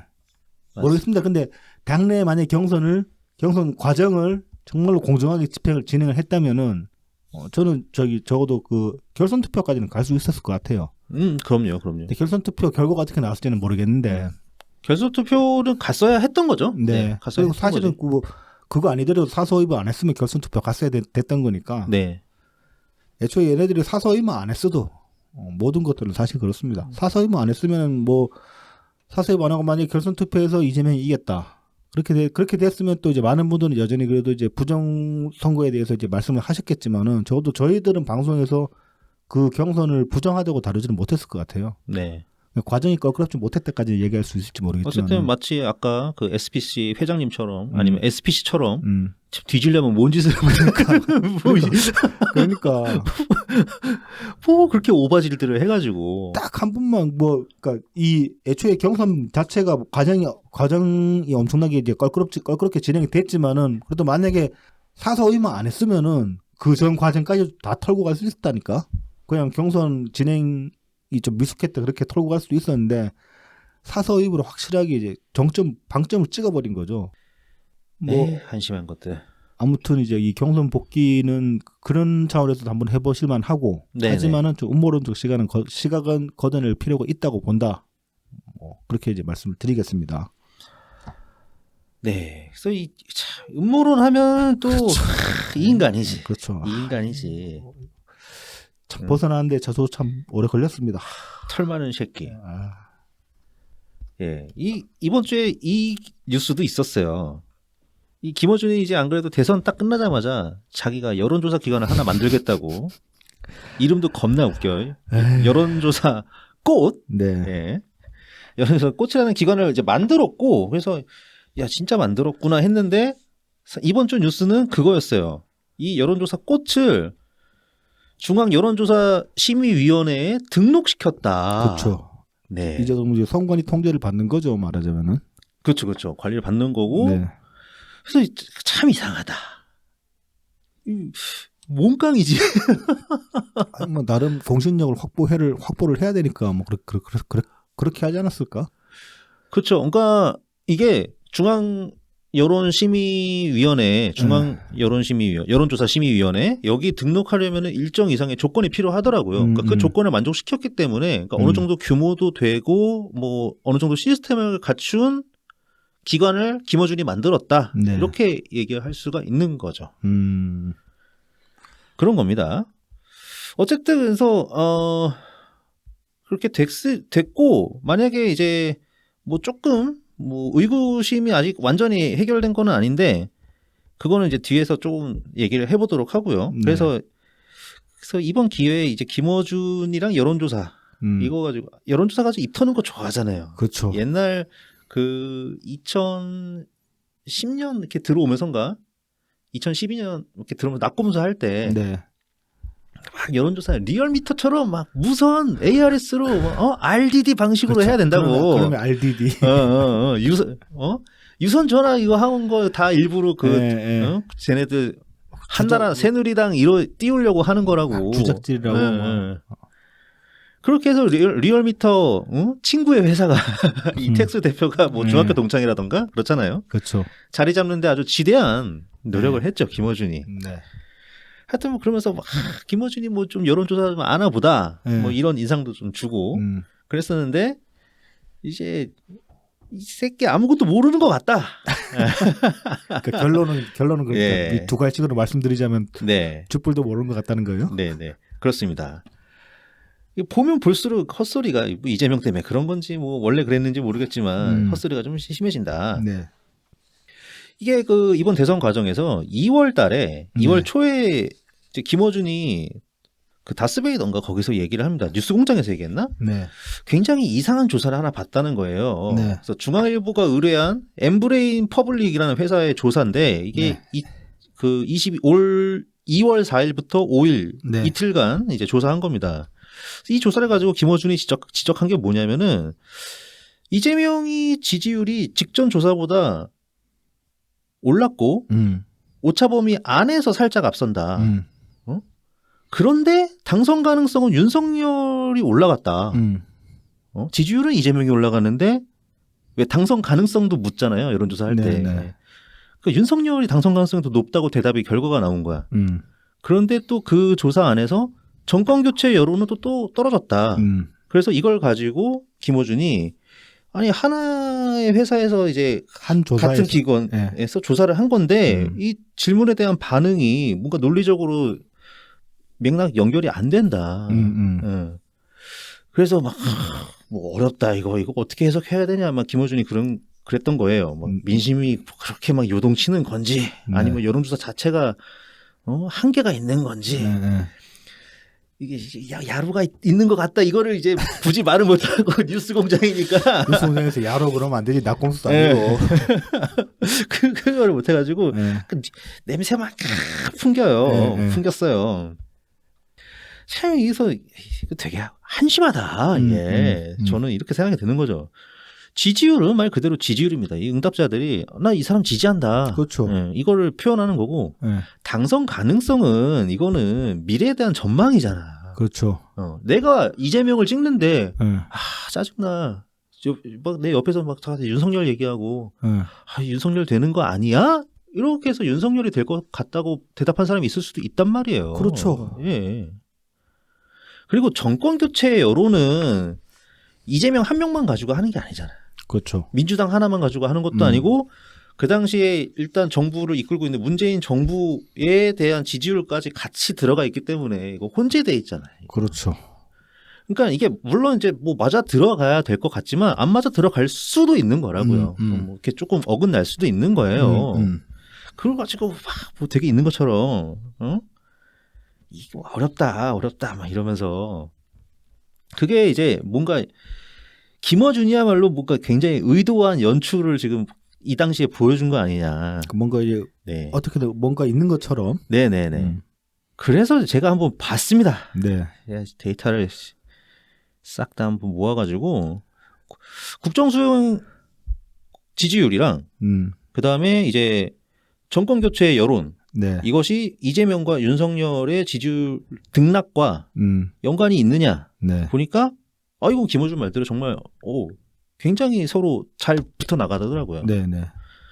이제 그런 건 있습니다. 이제 오른다고 뭐 똑같이 뭐 5% 오르면 5% 오르고 뭐 이런 것까지는 아닌데 오르면 대체로 오르고 오르는데 떨어지는 반대로 되는 거는 없었다. 그러니까 예를 들어서 국정수행 지지율이 이제 뭐 잘한다 퍼센트가 있고 못한다 퍼센트가 있잖아요. 네. 윤석열 지지율은 확실히 못한다 퍼센트의 영향을 많이 받고 이재명의 지지율은 잘한다 퍼센트의 영향을 많이 받고. 근데 이제 추세적이라는 거죠. 네, 추세적으로. 그 비율이 그대로 반영되는 건 아니라는 거지. 네, 네, 맞습니다.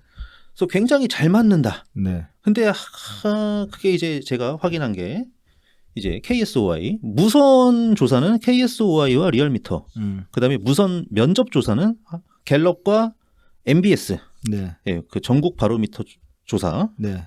전국 지표 조사. 네. 네. 이렇게 네 군데 기관 거를 여기가 제일 자주 하거든요. 정기적으로. 네. 다른 데는 이렇게 의뢰 들어올 때만 하고 이렇게 정기성이 그러니까 횟수가 좀 적어서 비교하기가 쉽지가 않아가지고. 갤럽은 매주 하니까. 예, 갤럽은 이제 자체 조사를 2주에 한 번씩 하고 그 사이사이에 머니투데이 의뢰 조사를 또 네, 해가지고 네. 그거를 다 연결하면은 그래도 좀 얻어낼 수가 있고. 네. 그 대신 이제 갤럽 거는 이제 제가 자체 조사한 것만 따로 딱 모아서 네, 네. 이렇게 확인을 한 겁니다. 그래서 굉장히 잘 붙더라. 그러면은 아까 이제 김어준이 엠브레인 퍼블릭 조사를 가지고 태클을 걸었는데 아니 딴 조사도 좀 보지 그럼. 그렇지. 괜히 뭐 그거 하나 가지고 아니 일주일에 거의 최소 5개 나오거든요. 월요일 거, 화요일 거, 수요일 거, 목요일 거, 금요일 거 네. 이런 식으로 최소 5개가 나온다고 매주. 그러니까 요일마다 하나씩 계속 각기 다른 회사에서 하나씩 계속 쏟아내는 거네. 네네네. 특히 저 그때 선거 기간 때는 그렇기 때문에 비교하고 할 수 있는 게 많아요. 네. 굳이 막 엠브레인 퍼블릭 이 새끼들 이상한데 막 딴 거 봐. 딴 거 보고서 비교하면 돼. 그러니까 그러고 보니까 그러네. 그 하나만 붙잡고 지랄이지. 예. 다른 조사랑 또 보면은 다른 조사에는 어떻게 나오는 게 다르게 나올 수 있으니까. 그렇죠. 뭐 그 회사가 그날따라 튀었을 수도 있는 거니까. 그렇죠. 네. 고의가 아니더라도. 네. 그러니까 김어준이 괜히 이게 의뢰자가 중앙일보잖아요. 네. 그 조사가. 그러니까 그걸 가지고 분위기 잡은 것 같아요. 저는 그런 음모론을 지금 한번 제시를 해봅니다. 네. 김어준이 일부러 잡았다. 네. 괜히 뭐 어려운 것도 아닌데. 네. 이게 2월 초에 이거를 하고서 그 다음에 언제야? 2월 18일에 업로드한 다스베이서에서는 또 뜬금없이 대선 경선 벌써 끝나고 지금 본선 들어가 있는 상태에서 네네.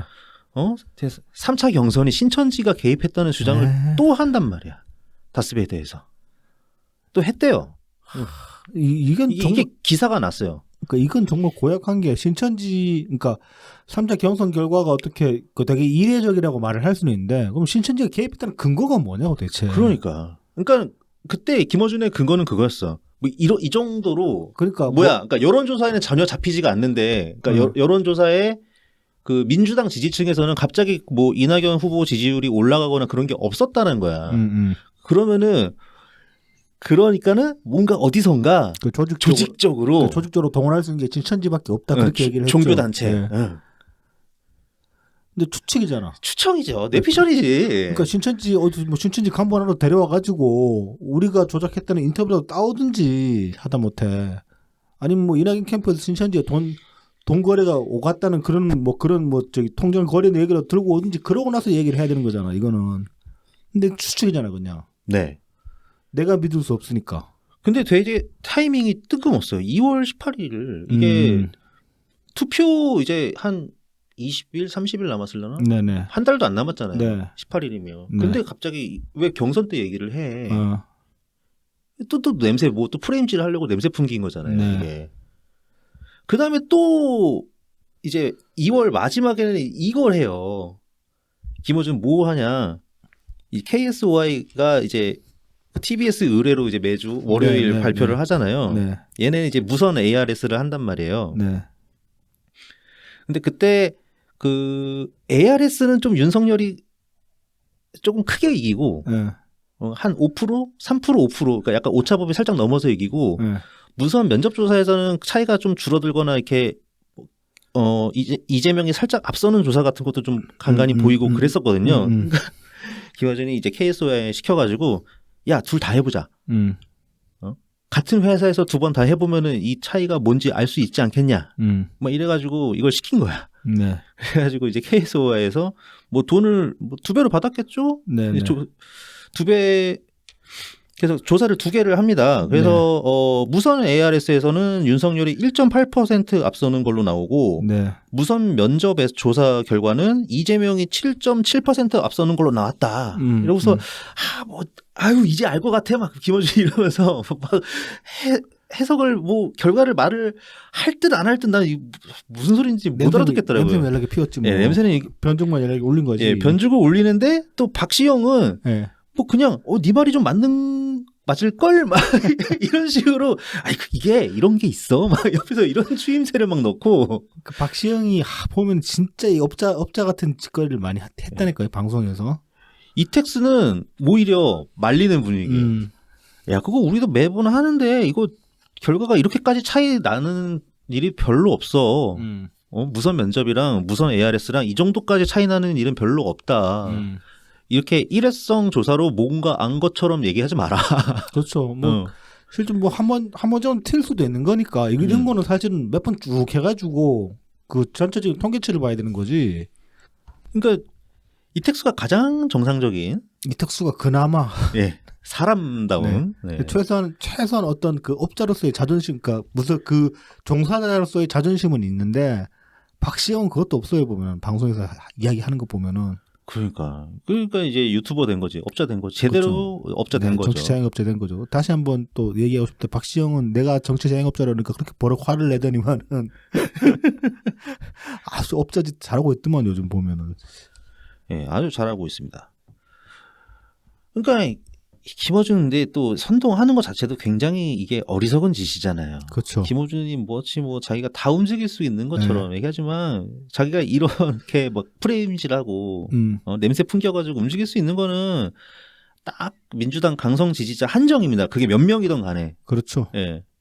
전체 여론은 못 움직이죠. 예, 못 움직이죠. 이때 만약에 김어준이 이 조사 2개, 그러니까 유선이랑, 그러니까 그 ARS랑 무선 면접이랑 이 괴리가 이렇게 난 걸 가지고 만약에 선거가 이만큼 혼전이다, 결과를 알기가 어렵다라고 만약에 결론을 내렸으면은 그랬으면 통찰력 있네라고 얘기를 했을 거예요. 결과적으로 그렇게 났으니까. 네네.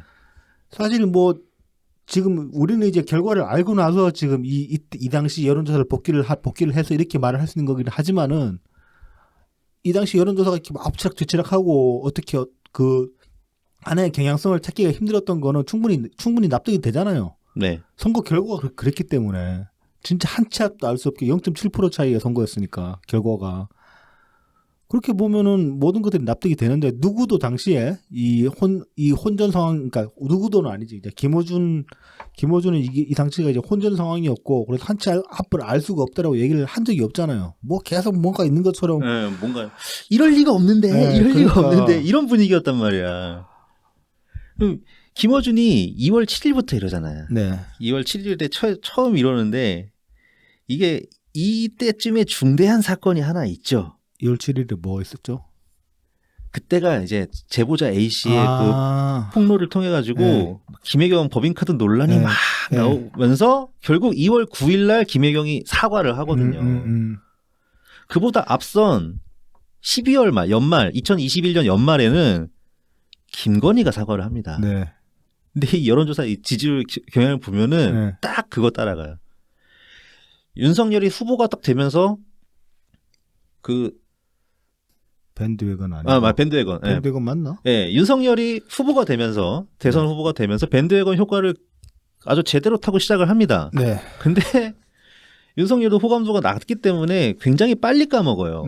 그러면서 이제 막 김건희 여사에 대한 공격이 시작되면서 쭉쭉쭉쭉 떨어져가지고 다시 이재명이 역전을 하면서 2022년을 맞이하게 돼요. 네네.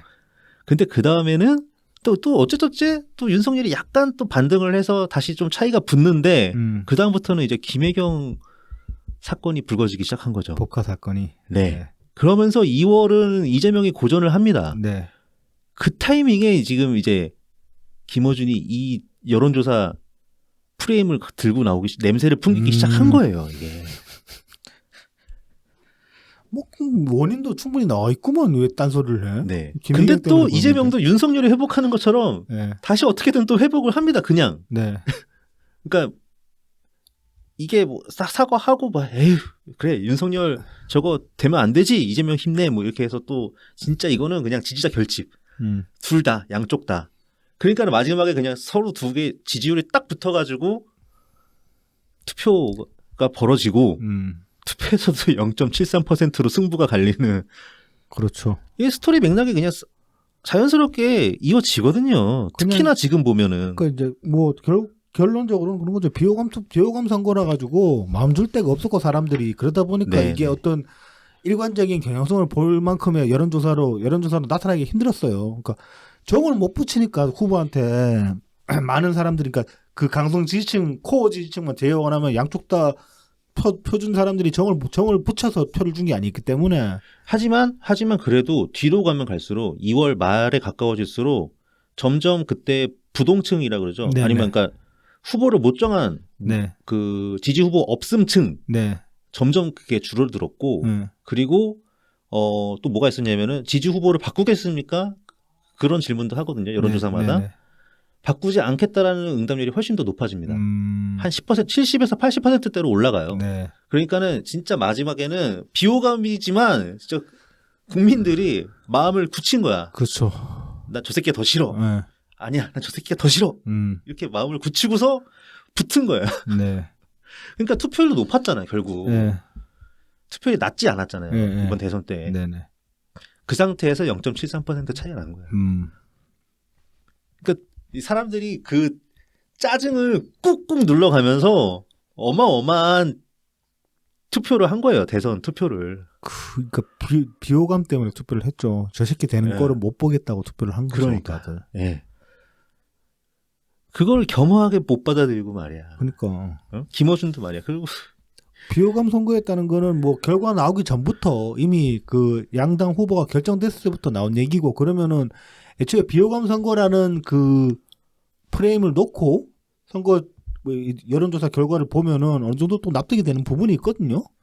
사람들이 계속 이제 마음을 못 정하니까 일관성이 안 생긴다. 제가 아까 말씀드렸던 네네. 것처럼 그렇게까지 해설을 할 수가 있는데 김어준은 이재명이 비호감이라는 말을 못 하는 거야. 그렇죠. 네. 맞습니다. 네, 그냥 뭐 또 기울어진 운동장 탓하고 지금 여론조사 야료했다는 그 소리를 어떻게든 해가지고 이재명이 여론조사 지지율이 생각보다 안 나오는 거는 기울어진 운동장 때문이다. 그렇게 이제 결론을 내려고 하니까 말이 안 맞는 거지. 계속 네. 뭐 음모론밖에 못 쓰는 거고 결국은. 그러니까 원인을 이상한 데서 찾는 거죠. 그렇죠. 굉장히 쉬운 네. 데서 찾을 수 있는데 담백하게 그냥 얘기하면 되는 건데 그걸 못 하니까. 그렇죠. 자, 그래서 이제 슬슬 마무리를 지어야 되는데 이야기를 네. 제가 이제 김어준의 여론조사 기관을 처음 지가 만들겠다고 할 때 개딸들한테 걱정이 됐던 거는 그거 함부로 옮기지 마라 걔네 조사. 네. 야, 여론조사 그 중앙 여론조사 심의위원회 그치, 등록도 그치. 못 하고 네. 그거 말 떠들다가 너네들 다 선거법으로 가는 수가 가는 수가 있으니까. 있다. 네. 근데 일단은 여론조사 꽃이 등록은 했기 때문에 그렇죠. 어느 정도의 이제 관리 통제는 받을 수도 있고요. 근데 이제 약간 궁금한 거는 여기다가 이제 그러니까 홈페이지에 올리잖아요. 네. 조사 결과를 네. 올리는데 이 올리는 경우는 그 보도를 전제로 한 경우에만 아마 올릴 수도 있거든요. 네. 그러니까 얘네 같은 경우는 김어준이 그랬단 말이에요. 다른 곳에 일체 언론이든 정당이든 기업이든 일체 외부 의뢰는 하나도 받지 않겠다. 자체 조사만 하겠다 이거거든요. 그러면 이제 나중에 이거를 올리긴 올릴 건데 그러니까 언론사가 아니라 만약에 예를 들어서 자기가 방송하는 다스베이더를 통해서만 공개를 한다고 하면은 이거를 올려야 되나? 안 올려야 되나? 그게 좀 궁금해지더라고요.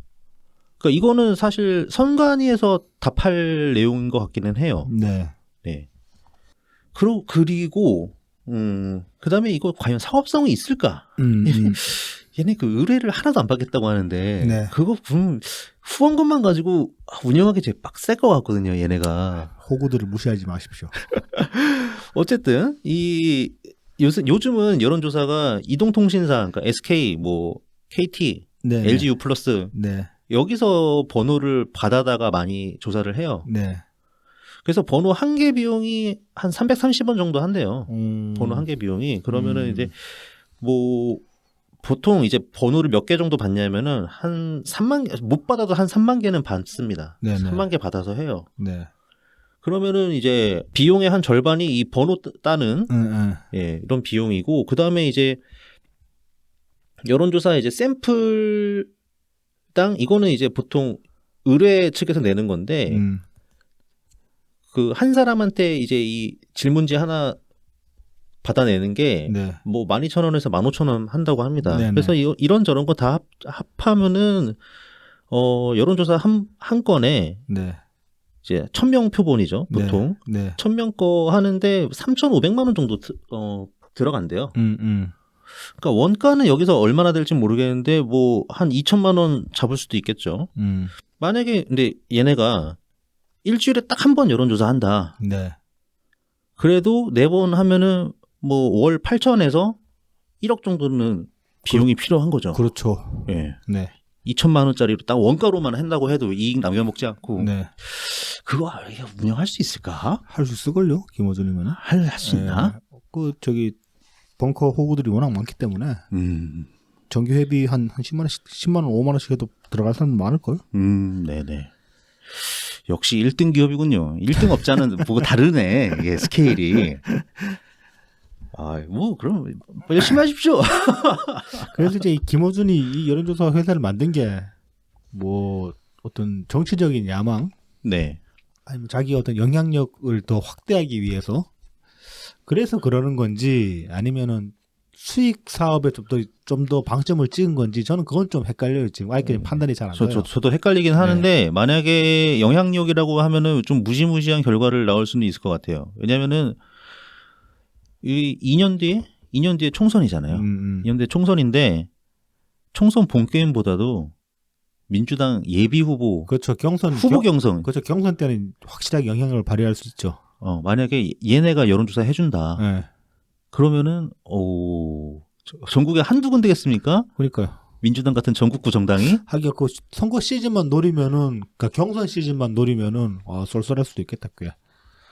거기 또 뭐 총선도 그럴 것이고 지방선거에서도 좀 먹힐 수 있잖아 그런 게. 네. 지역마다.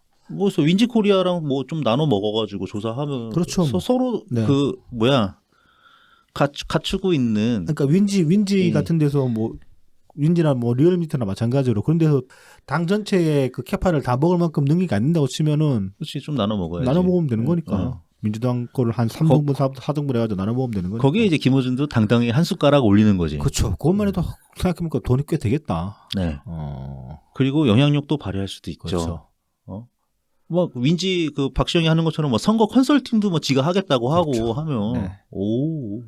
그러니까 그런 입장에서 보면, 그런 차원에서 보면은 또 이 김어준 이 이제 민주당의 어떤 주도권을 놓지 않으려고 하는 게 자기 정말 치열한 밥그릇 싸움일 수도 있는 거죠. 이게 절대 한 군데 머무르지 않아, 이 아저씨는. 그렇죠. 1등 업자, 파이오니어 정신. 그렇죠. 이러니까 이동영이 못 따라잡는 거지, 이게. 그래서 이제 그러니까 이재명을 당에서 확실하게 축출시키고 나면은 이동형은 당에 대한 영향력을 어느 정도 이제 지울 수도 있을지 모르겠는데 김어준은 진짜 다른 것 같아요. 네. 그래서 저는 당 정화보다 신당 창당을 주장하는 주의입니다. 그래서라도. 네. 신당 창당 아니면 좀 당원들하고도 싸워야 되고 지금 그 개딸 당원들하고도 싸워야 되고 그 사람들 다 몰아내지 않으면 민주당 정화 못 시키잖아요. 맞아요. 네. 근데 그 사람들하고 싸우는 것만으로 끝나는 게 아니라 김어준 같은 업자들도 당에서 뜯어내야 되는데 그게 쉽겠냐는 거지. 그렇죠. 그렇게 보면은 그냥 신당 창당하는 게 나을 수도 있다. 그런 다음에 총선이나 아니면 대선에서 국민들한테 심판을 그렇죠. 받는 거죠. 평가를 받는 거지. 그 결과지 가지고 싸우는 거지. 그게 깔끔할 수는 있거든요. 네. 확실히. 그래서 되면 좋겠다. 네. 뭐, 하지만 모른다. 그렇죠. 네, 우리가 만들 수도 없다. 그러게 말입니다. 네, 그래서 이건 지켜보도록 하죠. 네. 어쨌든 뭐 김어준에 대해서는 네, 뭐 일단 당장 눈에 띄는 걱정거리는 없는데 어쨌든 민주당 내부에서는 그래도 큰 우려가 되는 부분이 있다. 네. 이 정도로 정리할 수 있을 것 같습니다. 네, 네. 자, 그다음 본격적으로 이번 주 막판에 터졌던 이게 메인 이벤트인데 시간이 별로 없기 때문에 후딱 갑시다. 이거 원래는 이게 메인 이벤트였는데 네, 메인 이벤트. 지금 말하는 게 근데 네. 이것조차도 지금 메인 이벤트가 아니게 됐어요. 네. 일단 김용 이재명 측근 4인방 중에 한 명인 김용 민주연구원 부위원장이 전격 구속됐습니다. 19일 날 이제 체포가 됐죠. 네, 체포지. 네, 19일 날 체포가 됐고 이제 이 당시에 혐의는 성남시 의원 시절 유동규로부터 그러니까 유동규와 개발 민간 사업자들로부터 수억 원대의 뒷돈을 받은 혐의. 네, 그러니까 정치자금법 위반. 이게 이제 위례 네. 신도시 개발할 때에 네. 받았던 것 같다. 네. 이제 이 얘기예요. 네. 그리고 이제 이날 또 요 관련해서 또 민주당사도 이제 압수수색에 들어갔는데 사실은 압수수색 대상은 민주당사가 아니라 그 민주당사 내에 있는 민주연구원의 김용 부위원장 책상이었다고 합니다. 네네. 그런데 이제 뭐 원래 이제 민주연구원이 그 한 건물이 아니었는데 당사랑 네네. 이게 이해찬 때인가 뭐 언젠가 그 다 불러 올려가지고 합쳤다고 해요. 아니 근데 저기 지금 민주당이 작년 11월 달에 그러니까 이재명 네네. 대선 후보 된 이후에 그 지금 민주당도 건물 우리가 알고 있는 건물 있잖아요. 네네. 근데 그 주변 두 개 빌딩도 더 매입을 했어요. 아, 빌딩 통으로 매입한 것 같지는 않고 몇 개 층을. 네네. 그래서 지금은 그 당사 건물이라고 민주당이 이제 가지고 있는 그 건물 보면 빌딩 주소가 3개가 잡혀요. 아, 네네. 근데 왜 당사에다가 민주원구를 집어넣었을까 굳이? 그 다른 건물에 집어넣어도 될 텐데. 그래서 그 다른 건물들 보면 그쪽 건물에 뭐 팩트 TV도 들어가 있고, 그러니까 지금 친민주당, 그 네네네. 지금 민주당이랑 가까운 그런 매체들이 막 그 들어가 있는 사무실 건물도 있고 그래요 보면. 그래서 이 새끼들 무슨 돈으로 왜 이렇게 쓸데없이 건물을 많이 매입을 했나 그런 생각이 들더라고요. 네. 하여튼 그래서 같은 민주 당사라는 걸 핑계로 네. 예, 그 인간 바리케이트를 치고 뭐 그리고 대도 안 소리 병신 같은 소리를. 와, 그 누가 했는지 모르겠는데 그게 정말 그 주철현 의원인가 싶긴 한데 네. 또 웬 하나 아저씨가 네. 막 그 검찰한테 네. 야, 그러니까 왜 법원에서 영장을 발행을 해가지고 네. 그거를 집행하려고 하는데 막습니까? 이러니까 네. 야 그러면 뭐 경찰 데리고 와서 밀어내보던가 막 이런 식으로. 그렇죠. 막 짓밟는 모습을 연출해 보라고 그렇게 이제 도발도 했고. 깡패야 깡패. 네. 나 진짜. 그리고 또 누구더라 이게 다뭐 뜰빵한 소리 한 게 무슨 지금 들어가봤자 김용 책상 이미 다 치워가지고 아무것도 없다. 아무것도 없어. 그러니까 막 그 부부장 검사인가 그 사람이 그거 굉장히 절차적으로 문제 있는 말씀한 거 하신 거라고. 그 증거인멸죄인데 그거. 근데 그게 주철현 의원이면 이 사람이 되게 웃긴 게 검사장 출신이야 이 아저씨가. 여수 갑인데 지역구가. 무슨 이게 민주당 애가 맞아? 나 진짜. 거기다가 또 옛날에 이제 보면은 그 뭐 김용은 이재명 측근이 아니다라고 주장하는 개딸도 나왔고. 심지어 이낙연계라고 김영도 이낙연계라고. 그러니까. 미치겠어. 이낙연 연 대표님이 뭐 후원회장 하지도 않았는데 후원회장 했다고. 그러니까 가짜뉴스 만들어가지고. 일단 김용 후원회장이 전혀 딴 사람입니다. 네. 전 통일부 장관 뭐 누구예요? 네네. 그것도 예비 후보 때 그때 네. 했었고 예비 후보에서 정식 후보가 안 됐으니까 김병관이 됐으니까. 경선에 나가리 됐으니까. 그러니까 이낙연이랑 아무 상관이 될래야 될 수가 없고 이낙연은 거의 다 민주당의 총선 후보. 그러니까 경선 통과한 후보들의 후원회장을 거의 다 했습니다. 엄청 많이 맡아주죠. 그때만 이제 명망이 있었으니까 총선 때 당 대표였고. 그때 당 대표 아니지 그 선관위. 네, 그때 총괄 선관위. 지지율 1위였어요. 그때. 그렇죠. 차기에. 그렇죠. 네, 그러니까 다들 줄 서가지고 고민정도 받아 먹더니만 뒤 가서 와우 씨.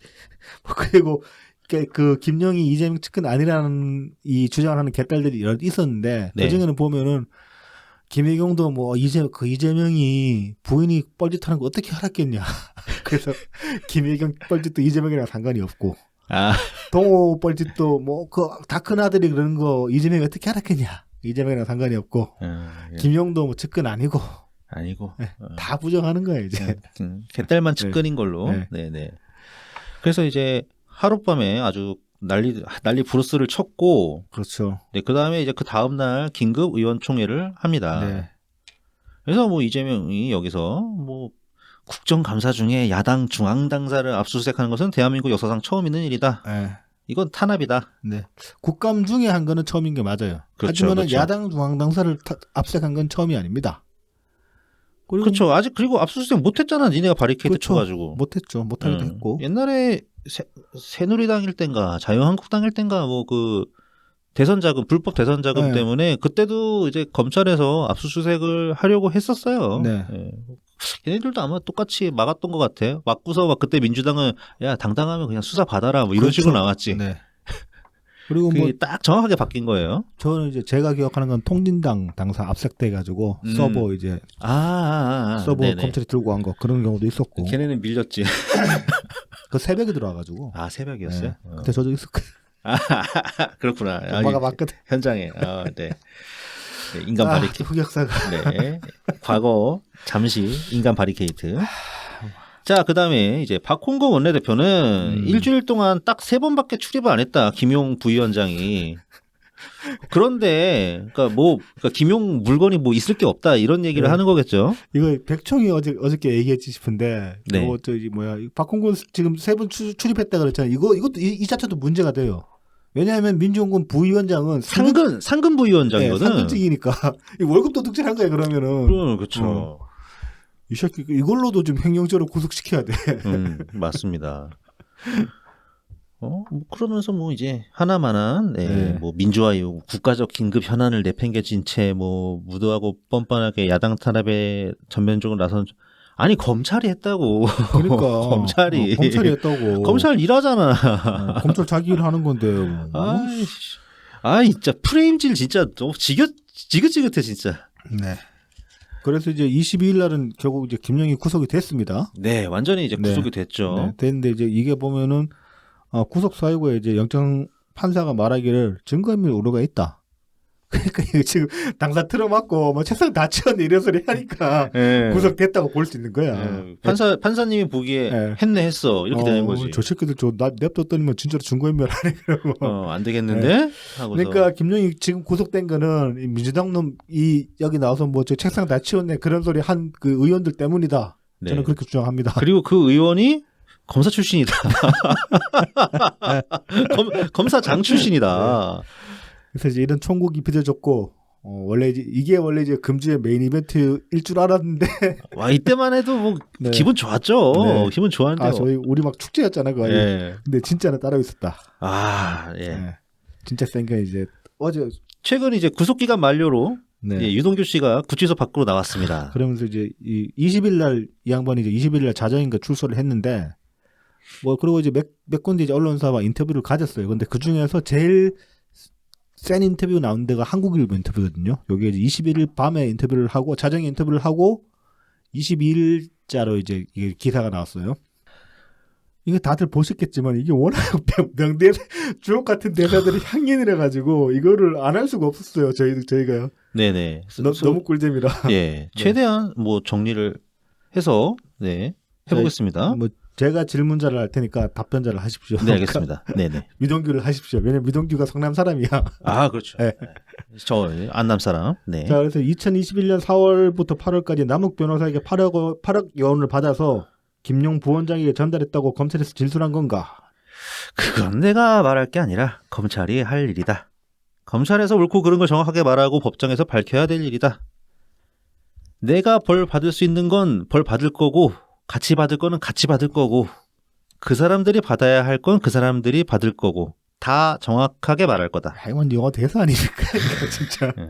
같이 받을 것도 같이 받는데. 네, 다음 질문이 이제 그 돈이 대선 자금으로 쓰였다는 얘기들이 계속 나오는데 내가 드리고 싶은 말은 아까 그것뿐이다. 검찰에서 있는 그대로 그 진술하고 법정에서 다 밝히겠다. 가릴 수가 없을 거다. 가릴 수 없으니까 두려울 거다. 이것도 대사야 대사. 그러니까 사실 우리 걱정하는 부분 중에 하나잖아요. 네. 이제 검찰에 진술을 했다고 하는데 네. 또 법정에서 사실 진술을 바꿀 수도 있거든요. 그렇죠. 번복할 증언을 수 있죠. 네. 번복할 수 있으니까. 네. 근데 일단 이 인터뷰상의 분위기로 봐서는 도저히 안 할 것 같아요. 지금 완전히 마음이 돌아선 것 네, 같아요. 네, 완전히. 이 유동규를 되게 너무 홀대해가지고 그동안에 쌓여온 것도 있는데 뭐 뒤에 가도 얘기 나오겠지만은 이 양반이 이제 구속되어 있는 동안에도 막 뻘짓을 많이 해가지고 이재명 측에서 자 그래서 이제 뭐 다음 질문 보면은 2014년에도 대장동 일당에게 1억 원을 받아 김 부원장에게 전달했냐? 그건 세 발의 피다. 내가 거짓말할 이유가 없지 않냐? 8억 원 사건도 내가 오히려 연루되는 건데 내가 왜 그 이야기를 하겠냐? 나는 내가 지은 죄만큼 벌 받으면 된다. 돈을 요구해가지고 실컷 받았을 때는 언제고 만난 적도 없다? 내가 유령을 만났나?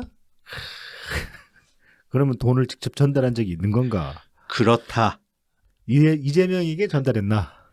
이 대표는 아니고 김용. 20억 원 달라고 해서 7억 원 정도, 6억 원 정도 전달했다. 그게 언제쯤인가? 작년이다. 대선 경선할 때. 그때 내 휴대폰 버린 거 내가 그래서 오해받은 것부터 해서 내가 왜 중심이 돼버렸느냐. 중심이 아니었는데 중심이 돼버렸더라. 그렇게 사랑하던 형제들이 그런 짓을 1년 동안 생각을 해봤다. 그 경선이면 민주당 대선 후보 경선을 말하는 건가? 마지막 본선이 열흘 남았는데 이길 것 같은데 안달이 난 거다. 대장동 사건 터지니까. 그래서 일주일도 안 된 휴대폰 버리라고 지랄해가지고 이거 지랄이 맞죠? 이거 지랄밖에 없지. 지랄밖에 없지. 네. 내가 휴대폰 버렸다가 난리가 나고 하여간 쌓여있는 게 너무 많아 울분이 안 풀린다. 그러니까 이때 이제 유동규가 휴대폰을 버렸다고 그러니까 이제 다 뒤집어 쓴 거지 유동규한테. 네. 대장동 같이 해먹은 새끼들이 그것 때문에 이제 빡친 거지. 그러니까 우리도 굉장히 의심했죠. 네. 그러니까 그때 휴대폰 버렸다고 해가지고 찾았다 그랬잖아요. 네. 근데 또 이게 휴대폰 새 거라 그래가지고 네. 야 옛날 거 따로 그렇죠. 벌써 어떻게 네. 처리한 거 아니냐 네. 막 네. 그러고 하여튼 난리가 났었죠. 그렇죠. 이거 가지고. 네. 근데 네. 이제 유동규 인터뷰에 보면 그거 바꾼 지 얼마 안 된 거 맞다 그렇게 얘기를 하죠 지금. 그러니까 좀 짜칠 것 같아. 새 건데 이거. 그렇지. 겁나 새 건데.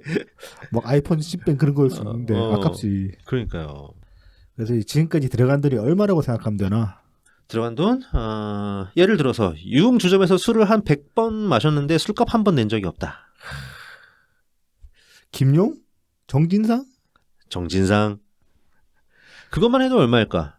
내가 벌을 받을 건 벌 받고 뭐 형량 깎아주는 거 원하지도 않는다. 내가 지은 죄만큼 가족들한테 우리 아이들 오래 좀 맡아줘야 될 것 같다고 말했다. 내가 빠져나가려고 그런다고? 그렇게 안 된다. 그냥 같이 지은 죄는 같이 벌을 받고 내가 안 한 거는 덮었으면 안 되고 이재명 명령으로 한 거는 이재명이가 써야 될 거고 그렇지 않나? 이게 맞는 거 아닌가? 민주당에서는 증언만 있고 증거는 없다고 한다. 검찰이 증거를 갖고 있는 건가? 다 확보했다. 박수 쳐야 될까? 존나 뭐 있어? 존나 뭐 있어?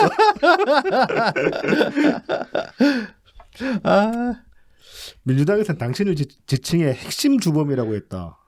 웃기다. 이 재밌다. 옛날에는 동지였는데 그 사람들이 중심이 아니라 내가 중심이 돼버렸다. 1년 동안 감옥 생활하면서 천장만 쳐다보고 2개월은 눈물을 흘렸고 그러다가 책을 보고 성경도 읽고 참 많은 책을 읽었다. 나중에 또 우울증이 오더라. 그래서 우울증 먹고 버티고 그랬다. 그들은 나에게 뭐라고 했느냐? 내가 숨길 수 없는 시작이라고 생각하시면 된다. 시작이라는 게 무슨 의미인가? 작은 돌 하나 던지는데 그렇게 안달이다. 정말 큰 돌 날아가면 어떡하려고. 정치적인 거 따지지 않는다. 내가 한동안 그렇게 살았던 게 참 바보 같고 후회스럽다. 내 가족도 못 지켰다. 내 재산을 검찰이 다 뒤져보니까 3천만 원 나오더라. 김용하고 정진상은 월급 300만 원인데 여의도로 이사가고 정진상은 빚도 하나 없이 아파트 얻었다고 한다. 그게 가능한가? 나는 월급을 1,000만 원씩 받았는데 남은 게 3천만 원이고 빚은 7천이다. 감옥 안에서 저승사자가 있으면 빨리 나타나라. 한번 좀 보자고 생각했다. 내가 두려울 게 뭐가 있나? 회유? 협박? 웃기는 소리 좀 하지 말라고 해라. 내가 밝힐 거다. 구역질이 난다. 작년 대장동 수사 초기엔 지금과 입장이 달랐던 것 같은데. 지켜주려고 그랬다. 그들이 처음에 나를 회유하고 했던 건 감옥 안에 있는데 가짜 변호사 보내가지고 그러니까 내가 검찰 가면 무슨 말 하나 동정이나 살피고 이거 가짜 전문이야. 예. 가짜 총각. 뭐, 아니 변호사 보면 진짜 변호사 보내도 되는데 그 일당만이 나간다고 가짜 변호사 보냈나? 짜치게. 아, 그러니까 말이죠. 네. 아유, 되게 웃깁니다. 그래서 아, 마음을 바꾼 건가? 내가 쓸데없는 걸 지키려고 내 가족을 포기했다는 생각이 들었다. 그리고 한 만큼 벌을 받는 건 누구나 다 공정이라고 말하지 않았나? 벌을 받아야지. 근데 왜 그걸 가지고 안 받으려고 피하려고? 10원 하나 받은 게 없다? 초밥이 10원은 넘을 거다. 그걸 몰랐다고? 그것만 몰랐을까? 10원 한 장 받은 거 없다? 내가 검찰에서 다 이야기할 거다. 그 김용이나 정진상 등에게 돈이 가는 걸 이재명이 알았다는 말인가? 모르는 게 있겠냐? 정진상이 몰랐겠나? 나하고 술을 100번, 1000번 마셨는데 손바닥으로 하늘은 가릴 수 있어도 숨길 수 없는 게 행적이다. 눈앞에 찍힌 발자국을 어떻게 숨기나? 힘으로 누르겠다? 눌러보라고 해라. 아니 이 주옥 같다니까 정말 대사야 대사 영화 대사이다 한마디 한마디가. 아, 이건 진짜 뭐 누가 써준 것처럼. 아 유동규 씨 무슨 좀 문학적 수양이 좀 있는 것 같아. 대사 치는 게 장난이 아니야. 이 사람도 왜 음대 출신이잖아요. 이 아저씨가. 아, 그래서 그런가? 네, 한양대. 네, 그래서 저희 네. 해경궁이랑 좀 접점도 있고 네. 그 감성적으로 예. 그래서 뭔가 좀 예술가적 예치는 끼가. 네. 예. 그럼 그럴 수도 있겠네요. 아 그러네. 근데 진짜 좀 빡칠 것 같아요. 빡치죠. 그 아니 근데 자산이 3천이고 빚이 7천 있는 이런 상황인데. 그러니까 아니 김용이랑 정진상은 뭐 또 잘 나가고. 대출안 끼고 아파트를 샀다 그러면 현금 완전 현금 부자라는 소리 아니야. 그러니까 정진상도 그 대장동에 뭐 하나 그 분양 받았잖아요. 네네. 그죠? 김현지도 받고. 예, 예. 그 로얄 패밀리즈만 들어가잖아 거기. 김용은 잘 모르겠고 네. 그때 하여튼 정진상이랑 그 김현지 받았다는 네. 거 같고 그러니까 짜치죠. 그쵸. 엄청 짜치지. 근데 그런 상황에서 와 가짜 변호사는 진짜 빡치지. 와 뭐, 나를 뭘로 안 하고 싶지 진짜 이 정도면. 그러니까 아니 뭐 막 보통은 아니 근데 유동규 정도 되면 핵심이지 않습니까 이게? 근데 이제 그 위치적으로는 핵심인데 이재명이나 이 정진상 같은 애들은 유동규를 되게 이제 좀 그 허드렛 일이라 하는 그런 사람으로 취급을 했던 거죠. 그러니까. 지금. 그래서 유동규도 이렇게 아. 빡친 거고 지금. 그 보통은 이제 웬만하면 그럴 것 같잖아. 내가 이재명이면 그럴 것 같아. 뭐 최대한 나한테 불리한 짓을 안 하게 그리고 너도 최대한 형량 많이 안 받게끔 내가 변호사 팍팍 지원해줄게. 뭐 최소한 이제 뭐 가족은 내가 돌봐줄게 그 정도 뭐, 수준으로 뒤를 맞아. 봐줘야 되는데 그런 거라도 하던가. 네, 그런 것도 아닌 것 같고 보니까. 그리고 유동규 씨 다 알 거 아닙니까? 이재명이 변호사 어떻게 썼는지. 그렇지. 그렇겠지. 그걸 아는데 와 나한테 가짜 변호사를 보내? 짜치죠. 아, 그러니까요. 진짜 짜치지. 네. 지는 막 비싼 돈 들어서 정관 쓰고 그랬으면서. 그러니까. 그래서 이것 때문에 이제 다른 것들이 결국은 다 밀려버린. 네. 아이고 강력합니다 진짜. 네. 강력합니다. 뭐 앞으로 이제 상황이 어떻게 흘러갈지는 모르겠지만은 적어도 지금 이 순간을 충분히 즐길 자격이 우리는 있다고 생각합니다. 아 그렇죠. 네네. 일단 오늘까지는 좀 더 즐겨야죠. 네. 네. 그럼 오늘 준비한 소식은 여기까지입니다. 네. 다음 주에 다시 찾아뵙겠습니다. 감사합니다. 감사합니다.